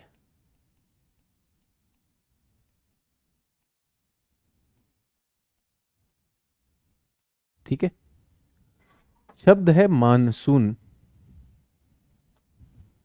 मानसून शब्द, मानसून शब्द की उत्पत्ति देखते हैं। ठीक है, मानसून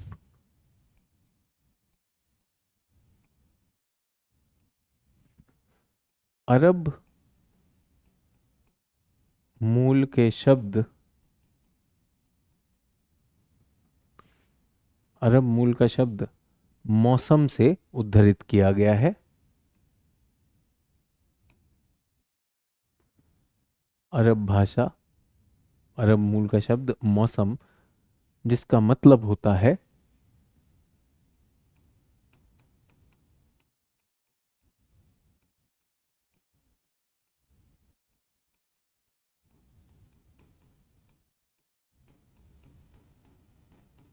मौसम का मतलब, मौसम तो सर वेदर होता है, नहीं अरब भाषा में, अंग्रेजी में बल्कि मौसम की जगह मौसिम कहना चाहिए मुझे। मौसिम, MAUSIM, जो किस चीज का परिचायक है? सीजनल रिवर्सल ऑफ विंड्स का। सीजनल रिवर्सल ऑफ विंड्स, पवन का ऋतुओं के साथ पलटना। तो भारत के मौसम को मानसून इसलिए कहा जाता है कि भारत में ये सामान्य प्रवाह ये, और ये रिवर्स प्रवाह, उल्टा प्रवाह ये।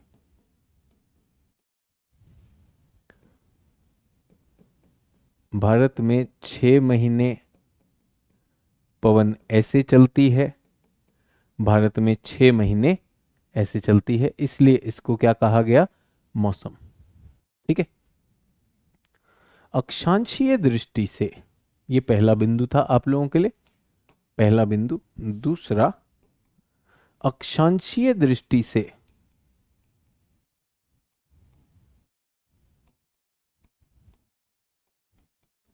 भारत, अक्षांशीय दृष्टि से भारत उष्ण व उपोष्ण जलवायु वाला देश है। ठीक है। और इसकी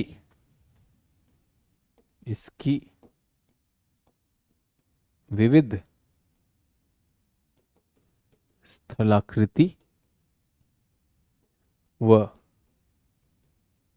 बृहत विस्तार इसकी क्षेत्रीय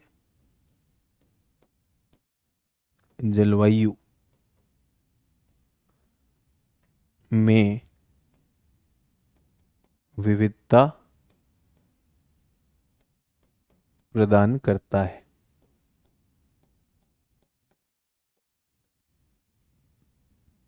तो मोटे तौर पर हम उष्ण उपोष्ण हैं, लेकिन विविधता प्रदान कौन कर देता है, हमारी स्थल आकृति। ये पहली चीज।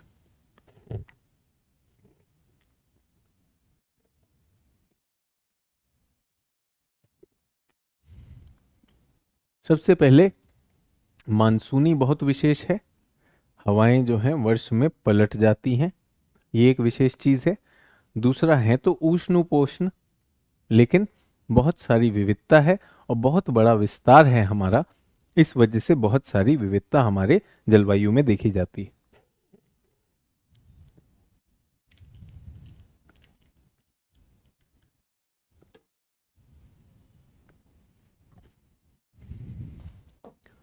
अब अपने सीमित दायरे में कोशिश करते हैं समझने की कि भारतीय मानसून की समझ। ठीक है। या भारत के ऋतु लिख ले पहले। ठीक है। भारत की 4 प्रमुख ऋतु हैं। ठीक है। इसमें हम क्या लिखेंगे, सीरियल नंबर, ऋतु,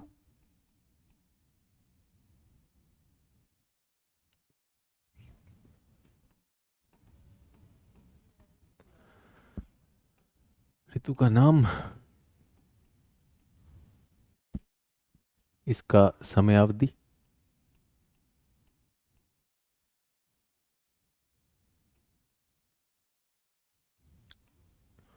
और इसमें प्राप्त वर्षा प्रतिशत।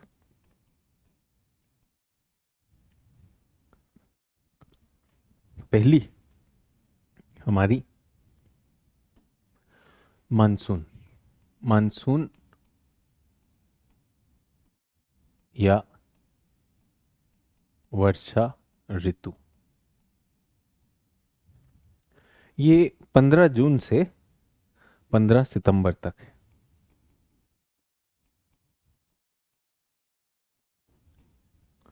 और देश की 75 से 80% वर्षा इन्हीं 3 महीनों में आ जाएगी।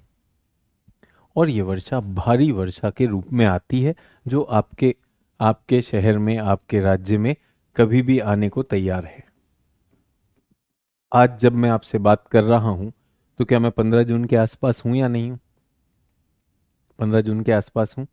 तो क्या हमारे केरल, कर्नाटक, महाराष्ट्र तक में बारिश फैल गई है कि नहीं फैल गई है? उधर हम चलें तो पूर्वोत्तर से बंगाल में घुस आई है या नहीं घुस आई है? अब धीरे धीरे ये बचे हुए भारत में आने वाली है। तो 15 जून से 15 सितंबर तक इसका पूरा विस्तार होगा।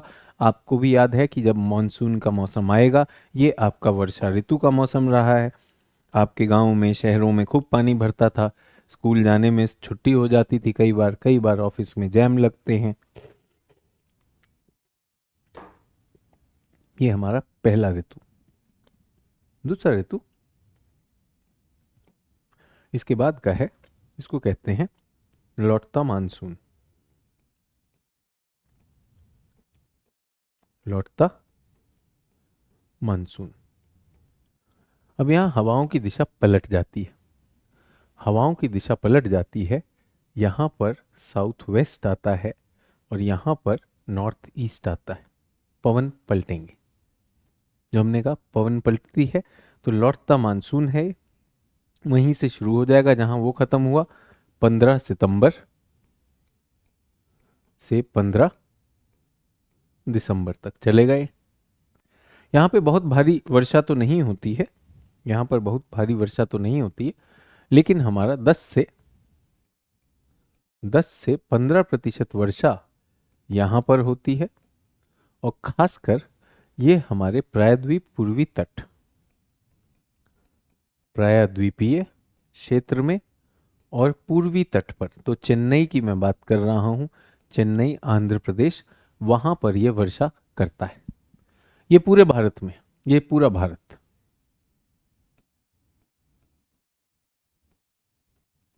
केवल केवल कोरोमंडल तट पर नहीं करता है। कोरोमंडल तट को छोड़ दीजिए, यानी कोरोमंडल तट को लौटता हुआ मानसून देगा। पूर्वी भारत के तट को कम देता है ये, लेकिन उसके अलावा ये सबको देता है।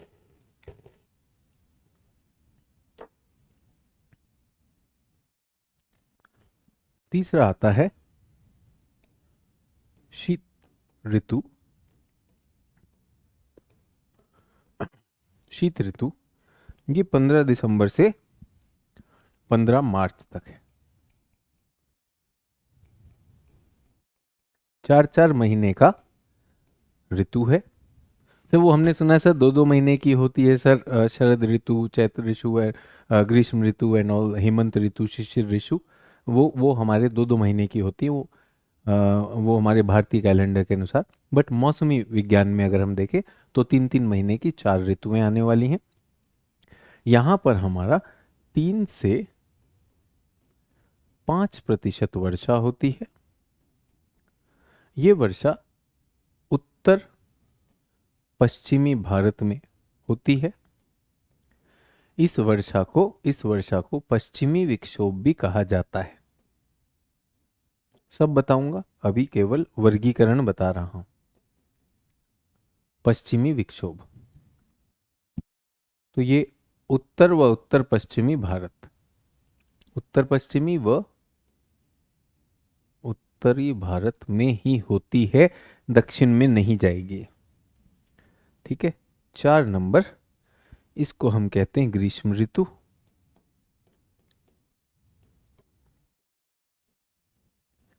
ग्रीष्म ऋतु ये 15 मार्च से 15 जून तक चली है।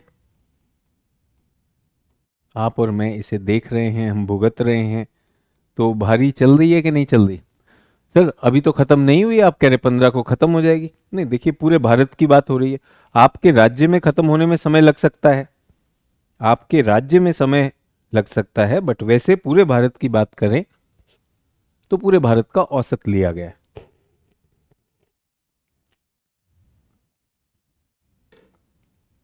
सभी लोग मेरे साथ? सर यहां भी वर्षा होती है? जल्दी से बताइए, पिछले 3 महीने में वर्षा हुई क्या? पिछले 3 महीने में वर्षा हुई क्या? जब आपसे बात कर रहा हूं तो हकीकत भी तो होनी चाहिए। सर बहुत तेज गरज के साथ वर्षा हुई शाम को, कभी कभी 3-4 बजे हुई है, तो बहुत ज़्यादा नहीं हुई, बट हुई है ना, आंधी आई और तेज़ी से वर्षा आई, सर छुटपुट आई है, बट वैसे तो मोटा मोटा गर्म है। एक बार बीच में आई थी दिल्ली एनसीआर में, बड़ी तेज़ आई और फिर भाग गई, उसके बाद फिर गैप आ गया, फिर सब सब सूख गया, है कि नहीं? तो इसको भी कम वर्षा कहा जाता है। 3 से 5%, किसी किसी वर्ष में बहुत कम होती है, किसी किसी वर्ष में ज़्यादा होती है। और इसको क्या कहा जाता है? मानसून पूर्व वर्षा। मानसून पूर्व वर्षा, इन्हें प्री मानसून शावर कहा जाता है। प्री मानसून, ये दक्षिण भारत में ज़्यादा होता है, दक्षिण भारत में ज़्यादा होता है। सर उत्तरी बिहार में थोड़ी बहुत हुई थी, मैंने कहा दक्षिण भारत में ज़्यादा होता है, उत्तर भारत में ये कम होता है, इसीलिए हमने कहा बहुत वर्षीला मौसम नहीं है, 3 से 5%।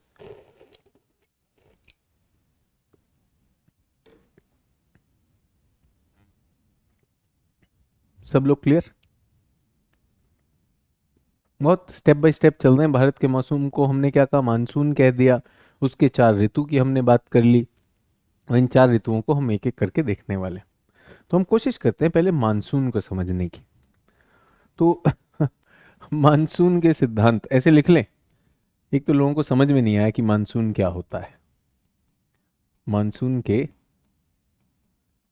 सिद्धांत, इनका एक ऐतिहासिक परिचय दे दूं। एक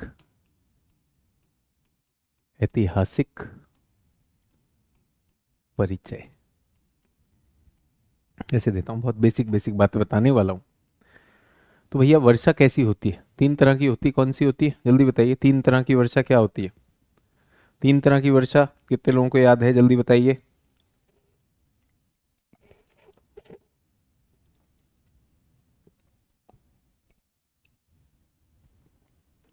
3 तरह की वर्षा।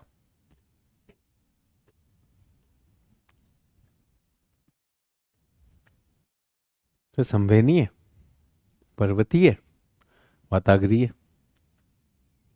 तो संवहन होगा, वर्षा होगी, तो संवहन जहां पर भी गर्म क्षेत्र है वहां पर संवहन होना चाहिए, वर्षा होनी चाहिए। कितने समय तक होगी? 1 दिन 2 दिन हो सकती कि नहीं हो सकती? पर्वतीय, पर्वत है, पर्वत पर आया व्यवधान तो हो गया। वाताग्र 1 दिन 2 दिन। आप मुझे बताइए, आपने बचपन से जब मानसून देखा है, कितने दिन रहता है मानसून? जब सच में बारिश होती है कितने दिन रहता है? कितने दिन रहता है?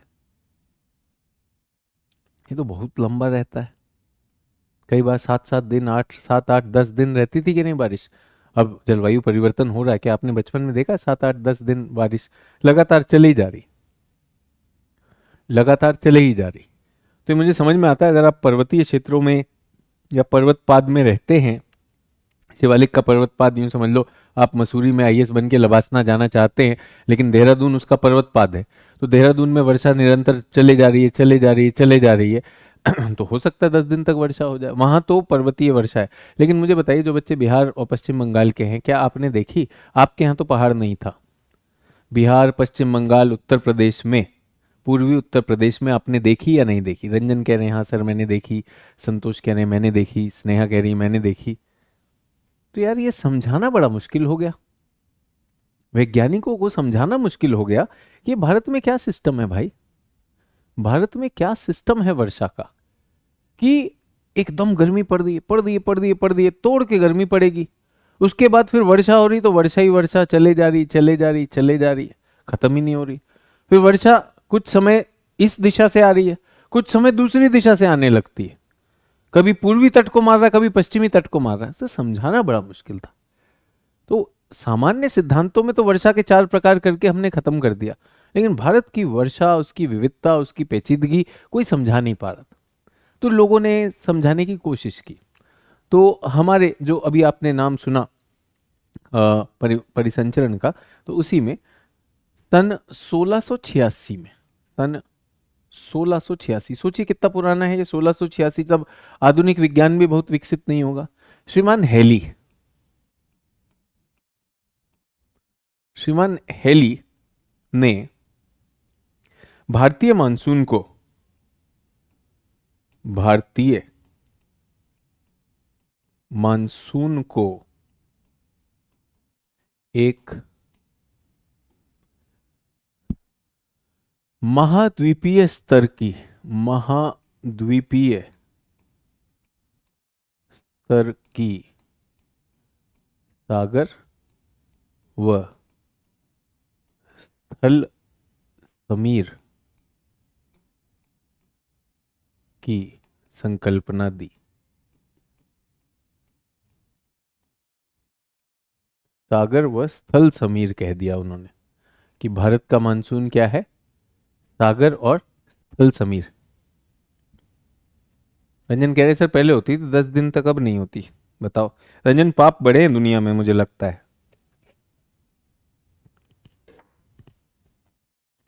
इसी की सजा हो रही है लगता है। मनुष्य के पाप का घड़ा भर गया है। हमने अपनी माँ प्रकृति का इतना दोहन कर दिया है, इसके साथ इतनी छेड़खानी कर दी है कि मनुष्य के पाप की सजा अब मनुष्य को एक बढ़िया सा करारा सा चाटा लगा के देगी प्रकृति। बढ़िया चाटा लगने वाला है। क्या बात कर रहे हैं सर? अरे हम अपने बारे में अपनी आलोचना ना करें। हम जिस तरह से प्रकृति का दोहन कर रहे हैं, प्रकृति में इतने परिवर्तन कर रहे हैं कि माँ प्रकृति उसको झेल ही नहीं पा रही है, तो चाटा तो पड़ेगा ना। जब बच्चा बहुत शैतानी करता है तो माँ एक बार चाटा मार देती कि नहीं मार देती? मैं गुरु नहीं कह रहा हूँ, गुरु पे तो आजकल बवाल हो जाता है, गुरु को तो आप फांसी पे टांग दीजिएगा। चलिए, भारतीय मानसून को एक महाद्वीपीय स्तर की सागर और स्थल समीर की संकल्पना के रूप में दिया। ठीक है, तो ये स्थल और सागर समीर बताई थी कि नहीं बताई थी? जल्दी बताइए। स्थल और सागर समीर मैंने आपको बताया था कि जिन लोगों को याद है अच्छी बात है, हमने इस तरह से दो चित्र बनाए। एक ये बनाया डब्बा, एक ये बनाया डब्बा। ठीक है, इसमें एक स्थल है और एक हिस्सा जल है। ये हिस्सा जल, यहां पर दिन है और यहां पर रात है।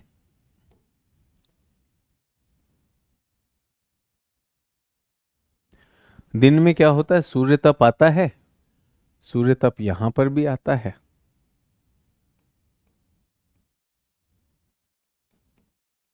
दोनों जगह पर आता है, लेकिन भूमि ज्यादा गर्म होती है। भूमि तेजी से गर्म होती है। ज्यादा गर्म हो जाने की वजह से यहां पर क्या हो जाता है, निम्न दाब बन जाता है। कब? दिन में। पानी भी गर्म हो रहा है, लेकिन पानी क्या होता है, धीरे धीरे गर्म होता है।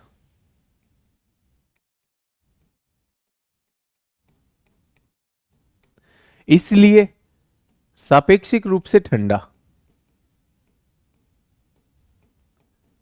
सर ऐसे कैसे हो सकता है कि सर भूमि तेजी से हो रही है, पानी? तो एक काम करो, आपके शहर या गांव में, आपके शहर या गांव में आप जहां पर भी हैं वहां पर एक बार भूमि पे खड़े हो जाइए दोपहर 2 बजे और कहीं पे तालाब में कूद के देख लीजिए, तालाब का पानी ठंडा होगा। तो सापेक्षिक रूप से यहां पर क्या है, उच्च दाब है।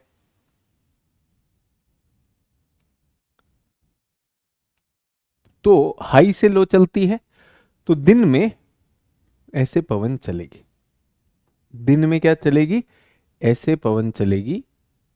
और पवन का नाम जहां से वो आती है वही होता है, तो सागर से आ रही है तो इसको क्या कहते हैं, सागर समीर। जो लोग भूल गए थे उनको याद दिला रहा हूं। अब रात में क्या होता है, रात में पृथ्वी ठंडी होना शुरू होगी। ये तो सूर्य तप आ रहा था, यहां से पृथ्वी अपना जो है विकिरण करेगी, पार्थिव विकिरण। पार्थिव विकिरण, पृथ्वी से जो किरणें बाहर जाएंगी, विकिरण, विकिरण। तो पृथ्वी तेजी से ठंडी होती है, तेजी से गर्म, तेजी से ठंडा। तो ये भूमि की, लैंड की एक प्रॉपर्टी है। जबकि ये भी, सागर भी अपने विकिरण से धीरे धीरे ठंडा होगा, लेकिन धीरे ठंडा होगा। तो ये सापेक्षिक रूप से गर्म होगा। ये अति ठंडा हो जाने की वजह से क्या हो जाएगा, अति ठंडा होने की वजह से यहां पर क्या आ जाएगा, निम्न दाब उच्च दाब बनेगा।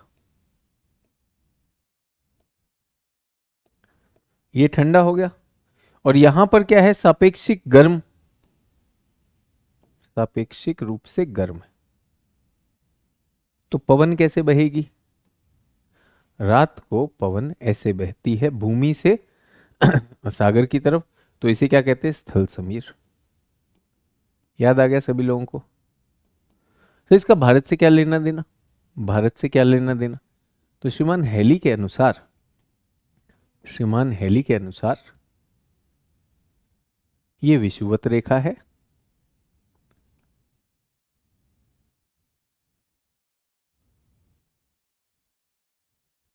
ये भारत है।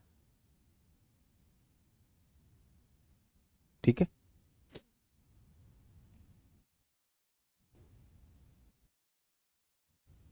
ठीक वही डब्बा बना देते हैं जैसे वहां बनाया।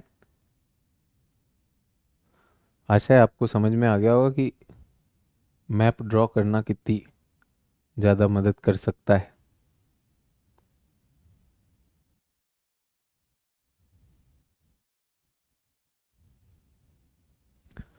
ये ग्रीष्म ऋतु, ये क्या है, ग्रीष्म ऋतु। और ये क्या है, शीत ऋतु। ग्रीष्म ऋतु में भारत जो है बहुत ज्यादा गर्म होने लगता है। गर्म गर्म गर्म गर्म गर्म गर्म गर्म होता जाएगा, होता जाएगा, होता जाएगा। तो भारत पर क्या बन जाता है, एक बहुत बड़ा निम्न दाब का क्षेत्र बन जाता है। जबकि जबकि सापेक्षिक रूप में समुद्र क्या होता है, ये अभी भी गर्म है, इस वजह अभी भी ठंडा है सापेक्षिक रूप में, इस वजह से यहां से हमारा मानसून आता है। ग्रीष्म ऋतु के बाद ये हो जाता है। तो जितना ज्यादा भारत गर्म होगा उतना ज्यादा ये है। तो अब आप इसे क्या कहेंगे, सागर समीर, सागर समीर कहेंगे कि नहीं कहेंगे, सागर समीर कहेंगे।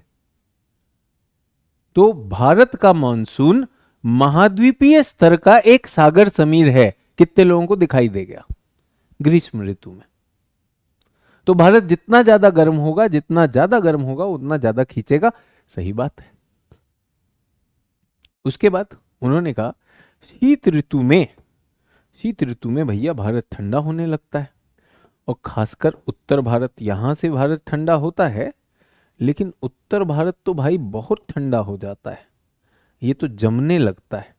और यहां पर क्या है, हिमालय है, तिब्बत है, हिमालय, तिब्बत, सिक्किम, ये सारे हैं। और ऊपर चले जाओ तो साइबेरिया भी है। तो यहां पर क्या बन जाता है, यहां पर एक बहुत बड़ा, बहुत ज्यादा बड़ा हाई प्रेशर बनेगा।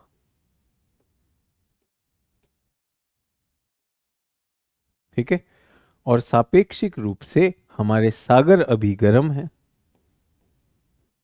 सागर अभी हमारे गर्म है। तो पवन कैसे बहकर आती है, पवन इस बार पवन ऐसे बहकर आएगी।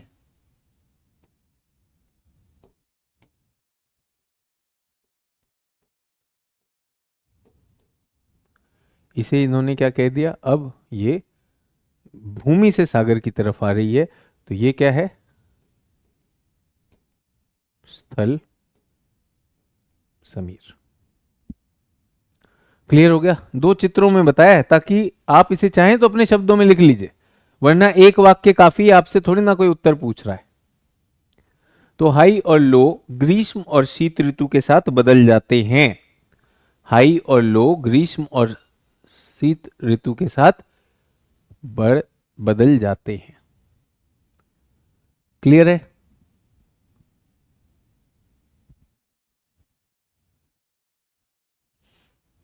कालीन भैया कह रहे हैं सर पाप तो हम गंगा में धो लेंगे। अरे कालीन भैया, यही सोच सोच के तो कितनी कालीन जो है गंगा में धो दी हैं आप लोगों ने। गंगा का ही काल आ गया है।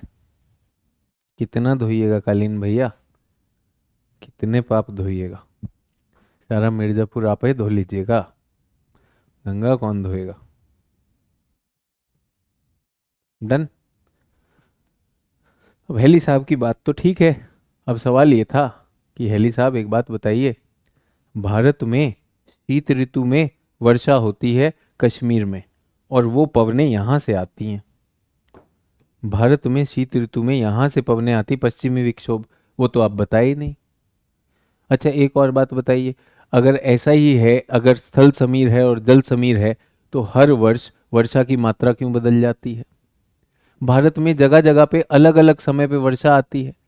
कई बार ऐसा भी हुआ, जैसे अभी रंजन बोल रहा था कि सर 10 दिन तक पहले आती थी अब नहीं आती है, तो कितने लोगों ने अनुभव किया 5 6 7 दिन वर्षा चल रही थी, फिर अचानक 6 7 दिन बहुत शुष्क हो गया, रुक जाती है, उसके बाद फिर आ जाती है। ये भी है। ऐसा क्यों है, 1 जून के आसपास ही आती है। तो ये तो बहुत टेक्निकल चीज है, क्या मैं कह सकता हूं ये बहुत ही सरलीकृत संकल्पना है, अति सरलीकृत।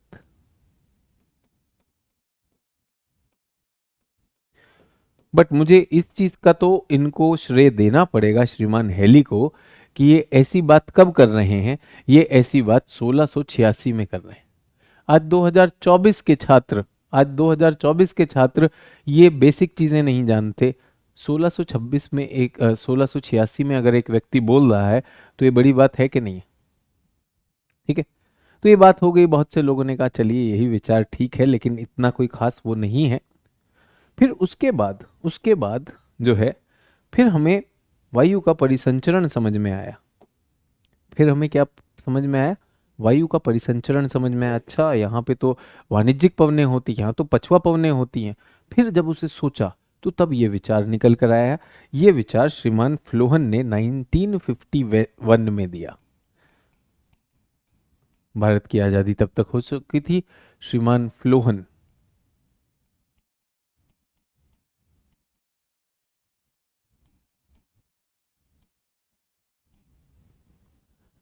इनका ये मानना था कि दक्षिण पश्चिम मानसून भारत का दक्षिण पश्चिमी मानसून ध्रुवीय पूर्वाई या दक्षिण पूर्वी वाणिज्यिक पवनों से आता है।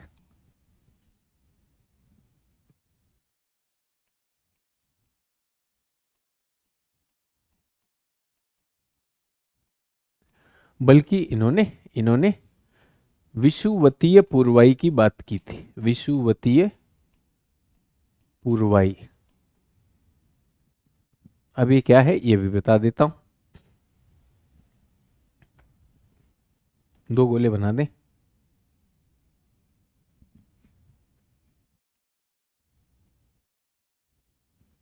बना दिए।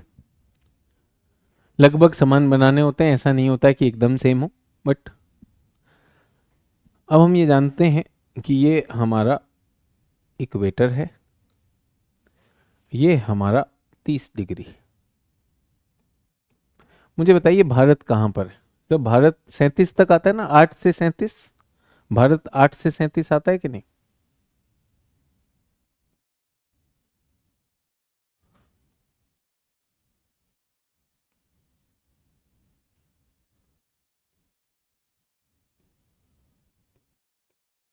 क्या मैं कह सकता हूँ ये हमारा भारत है सभी लोग। तो भारत सामान्यतः सामान्यतः कौन सी पवन पेटी में है।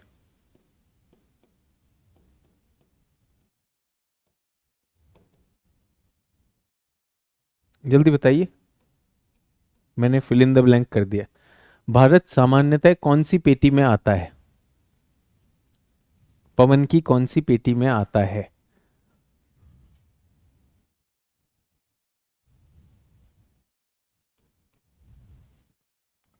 जल्दी बताइए। ये उत्तरी गोलार्ध है, ये दक्षिणी गोलार्ध है। भारत कौन सी पेटी में आता है? सब भारत आता है, भारत आता है इस पेटी में। कौन सी पवन? ये कहां पर जा रहा है? ये पवन जा रही सर ITCZ में जा रही है। जा रही कि नहीं जा रही है? तो भारत सामान्यतः किस में आता है?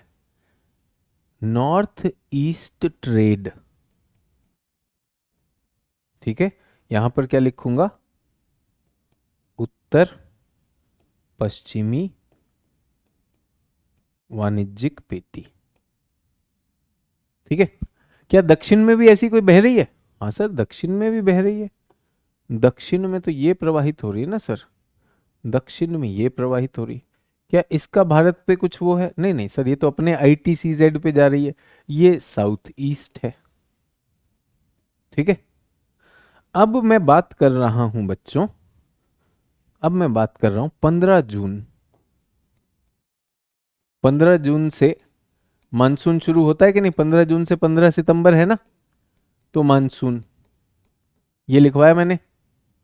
विषुवत रेखा तो भाई विषुवत रेखा है, मैंने कहा इसको तो कोई नहीं हिला सकता, किसी में इतना दम नहीं कि विषुवत को हिटा दे। लेकिन कुछ सरक सकता है, वो हैं हमारे सूर्यदेव। हमारे सूर्यदेव उत्तरायण चले गए हैं। हमारे सूर्यदेव यहां पर स्थित हैं। जल्दी बताइए, 15 जून पे सूर्यदेव कहाँ होंगे? अयनांत आने वाला है कि नहीं? सूर्यदेव तो सर कर्क रेखा आ गए। अगर सूर्यदेव बच्चों कर्क रेखा आ गए तो ITCZ का क्या होगा? पहले भारत ले लें। क्या भारत को ITCZ छू रही है? नहीं सर, भारत को तो ITCZ नहीं छू रही। ये हमारा 30 डिग्री की रेखा है, ये 30 डिग्री की रेखा।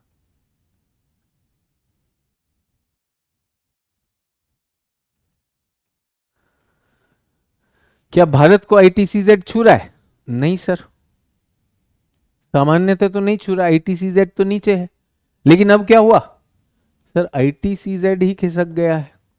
अगर बच्चों ITCZ खिसक गया और वो भारत में आ गया, अगर ITCZ खिसक गया और वो भारत में आ गया, ये क्या है? ITCZ।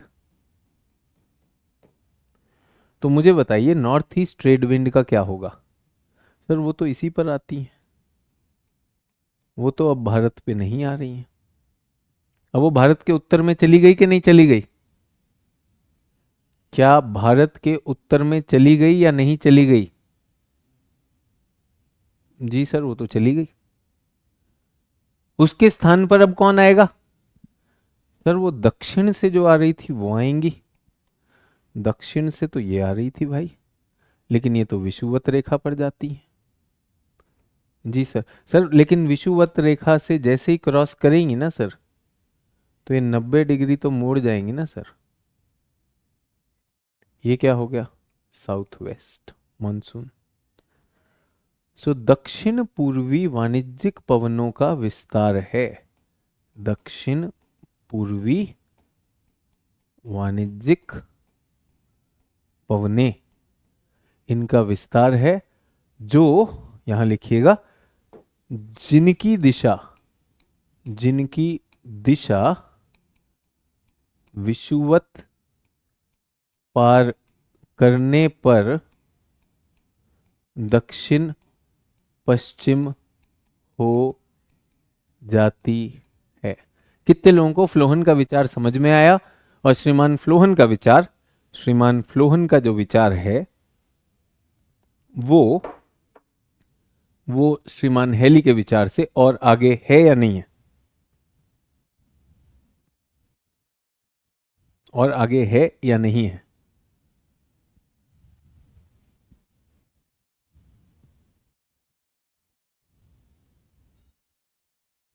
अब इन्होंने केवल केवल स्थल और जल समीर नहीं दिया। कितने लोगों को भारतीय मानसून और ये भी समझ में आने लगा कि सचिन सर ने क्यों खिसकवाया था। खिसकाने के लिए आज फ्लोहन समझने के लिए जरूरी था। कितने लोग कंफर्टेबल, कितने लोगों को मानसून समझ में आ गया है?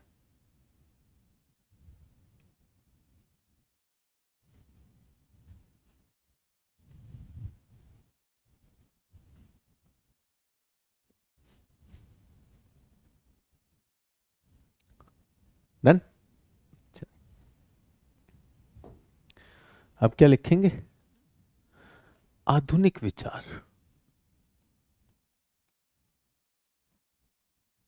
सर इसके बाद भी कुछ है? अरे बिल्कुल, इसके बाद भी कुछ है। तो लिखेंगे उष्णकटिबंधीय, उष्णकटिबंधीय जलवायु अत्यधिक जटिल होती है। उष्णकटिबंधीय जलवायु अत्यधिक जटिल होती है और इसकी समझ, इसकी समझ, इसकी पूर्ण समझ विविध प्रक्रियाओं को समझने के बाद, विविध प्रक्रियाओं पर आश्रित है, आश्रित है। इस पेटी में अधिकांश देश, अधिकांश देश विकासशील देश हैं, विकासशील देश हैं।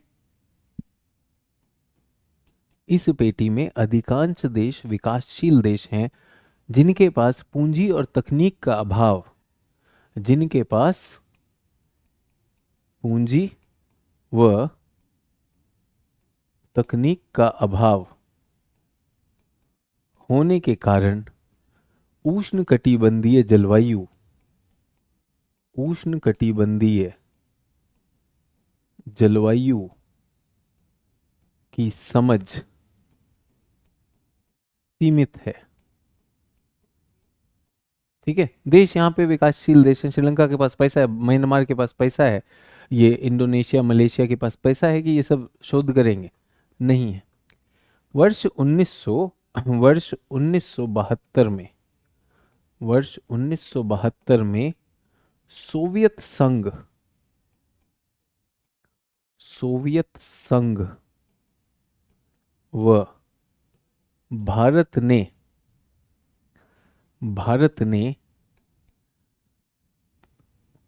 वर्ष 1972 में सोवियत संघ, तब रशिया से पहले सोवियत संघ हुआ करता था, सोवियत यूनियन, सोवियत संघ और भारत ने एक साझा कार्यक्रम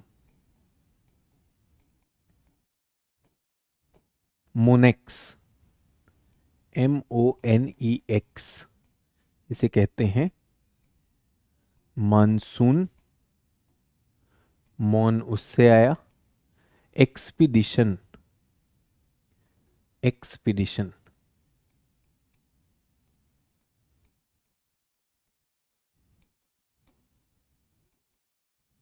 EX, मॉनसून एक्सपीडिशन प्रारंभ किया, मॉनसून एक्सपीडिशन प्रारंभ किया।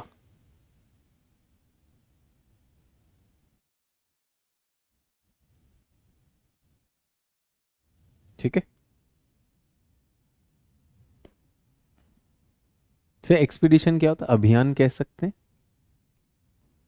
मोनेक्स अभियान प्रारंभ किया और इससे मानसून की समझ के आधुनिक विकार, आधुनिक विचार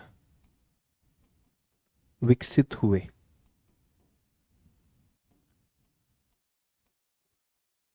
ठीक है, विकसित हुए। भारतीय मानसून, भारतीय मानसून, भारतीय मानसून, ITCZ, और वाणिज्यिक पवने,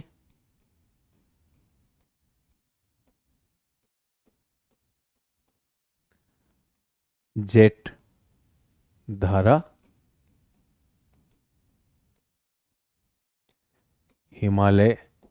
हिमालय व तिब्बत की ताप व दाब दशा, ठीक है, वैश्विक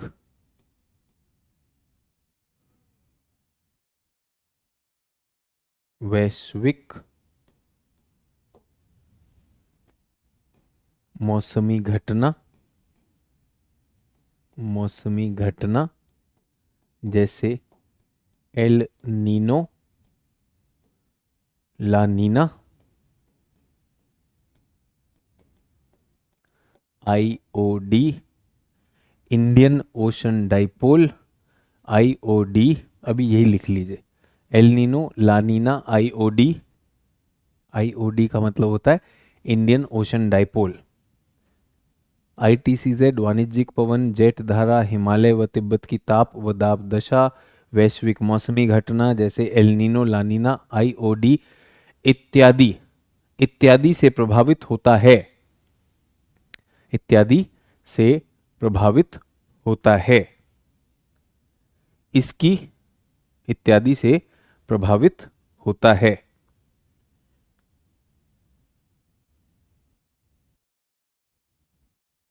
इत्यादि से प्रभावित होता है, ठीक है।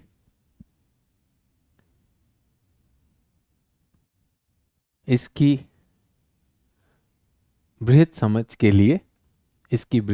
के लिए भारतीय मॉनसून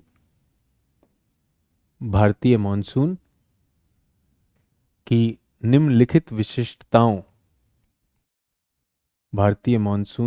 निम्नलिखित चारित्रिक विशिष्टताओं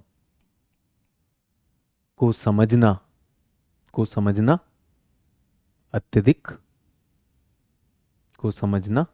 अत्यधिक महत्वपूर्ण है।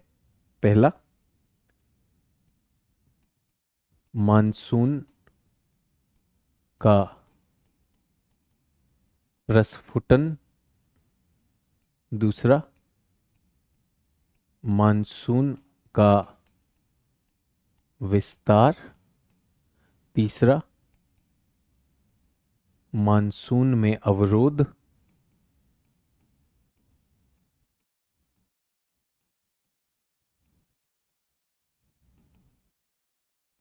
चौथा, मानसून का लौटना। और पांचवा, मानसून के वैश्विक जुड़ाव। 5 चीजें हैं भारतीय मानसून की जो हमें समझनी होती हैं। मानसून का प्रस्फुटन क्या होता है, मानसून का विस्तार क्या होता है, मानसून के में अवरोध कैसे आते हैं, मानसून लौटता कैसे है, और मानसून के वैश्विक जुड़ाव क्या हैं, किस तरह से विश्व से ये जुड़ा हुआ है, ये सारी चीज़ें हमें करनी है। यहाँ तक के लिए आप आ गए? पहले ये बताइए, यहाँ तक समझ आया कि नहीं आया? 1-2 दिन का गैप मिल रहा है, क्या आप लोग एनसीईआरटी से मानसून का चैप्टर पढ़ के आएंगे? ये 5 चीज़ मैं कराऊँ, सब मेरी जिम्मेदारी, वो चिंता नहीं करी। केवल मानसून ही नहीं, चारों मौसम जो हैं वो भी कराऊंगा।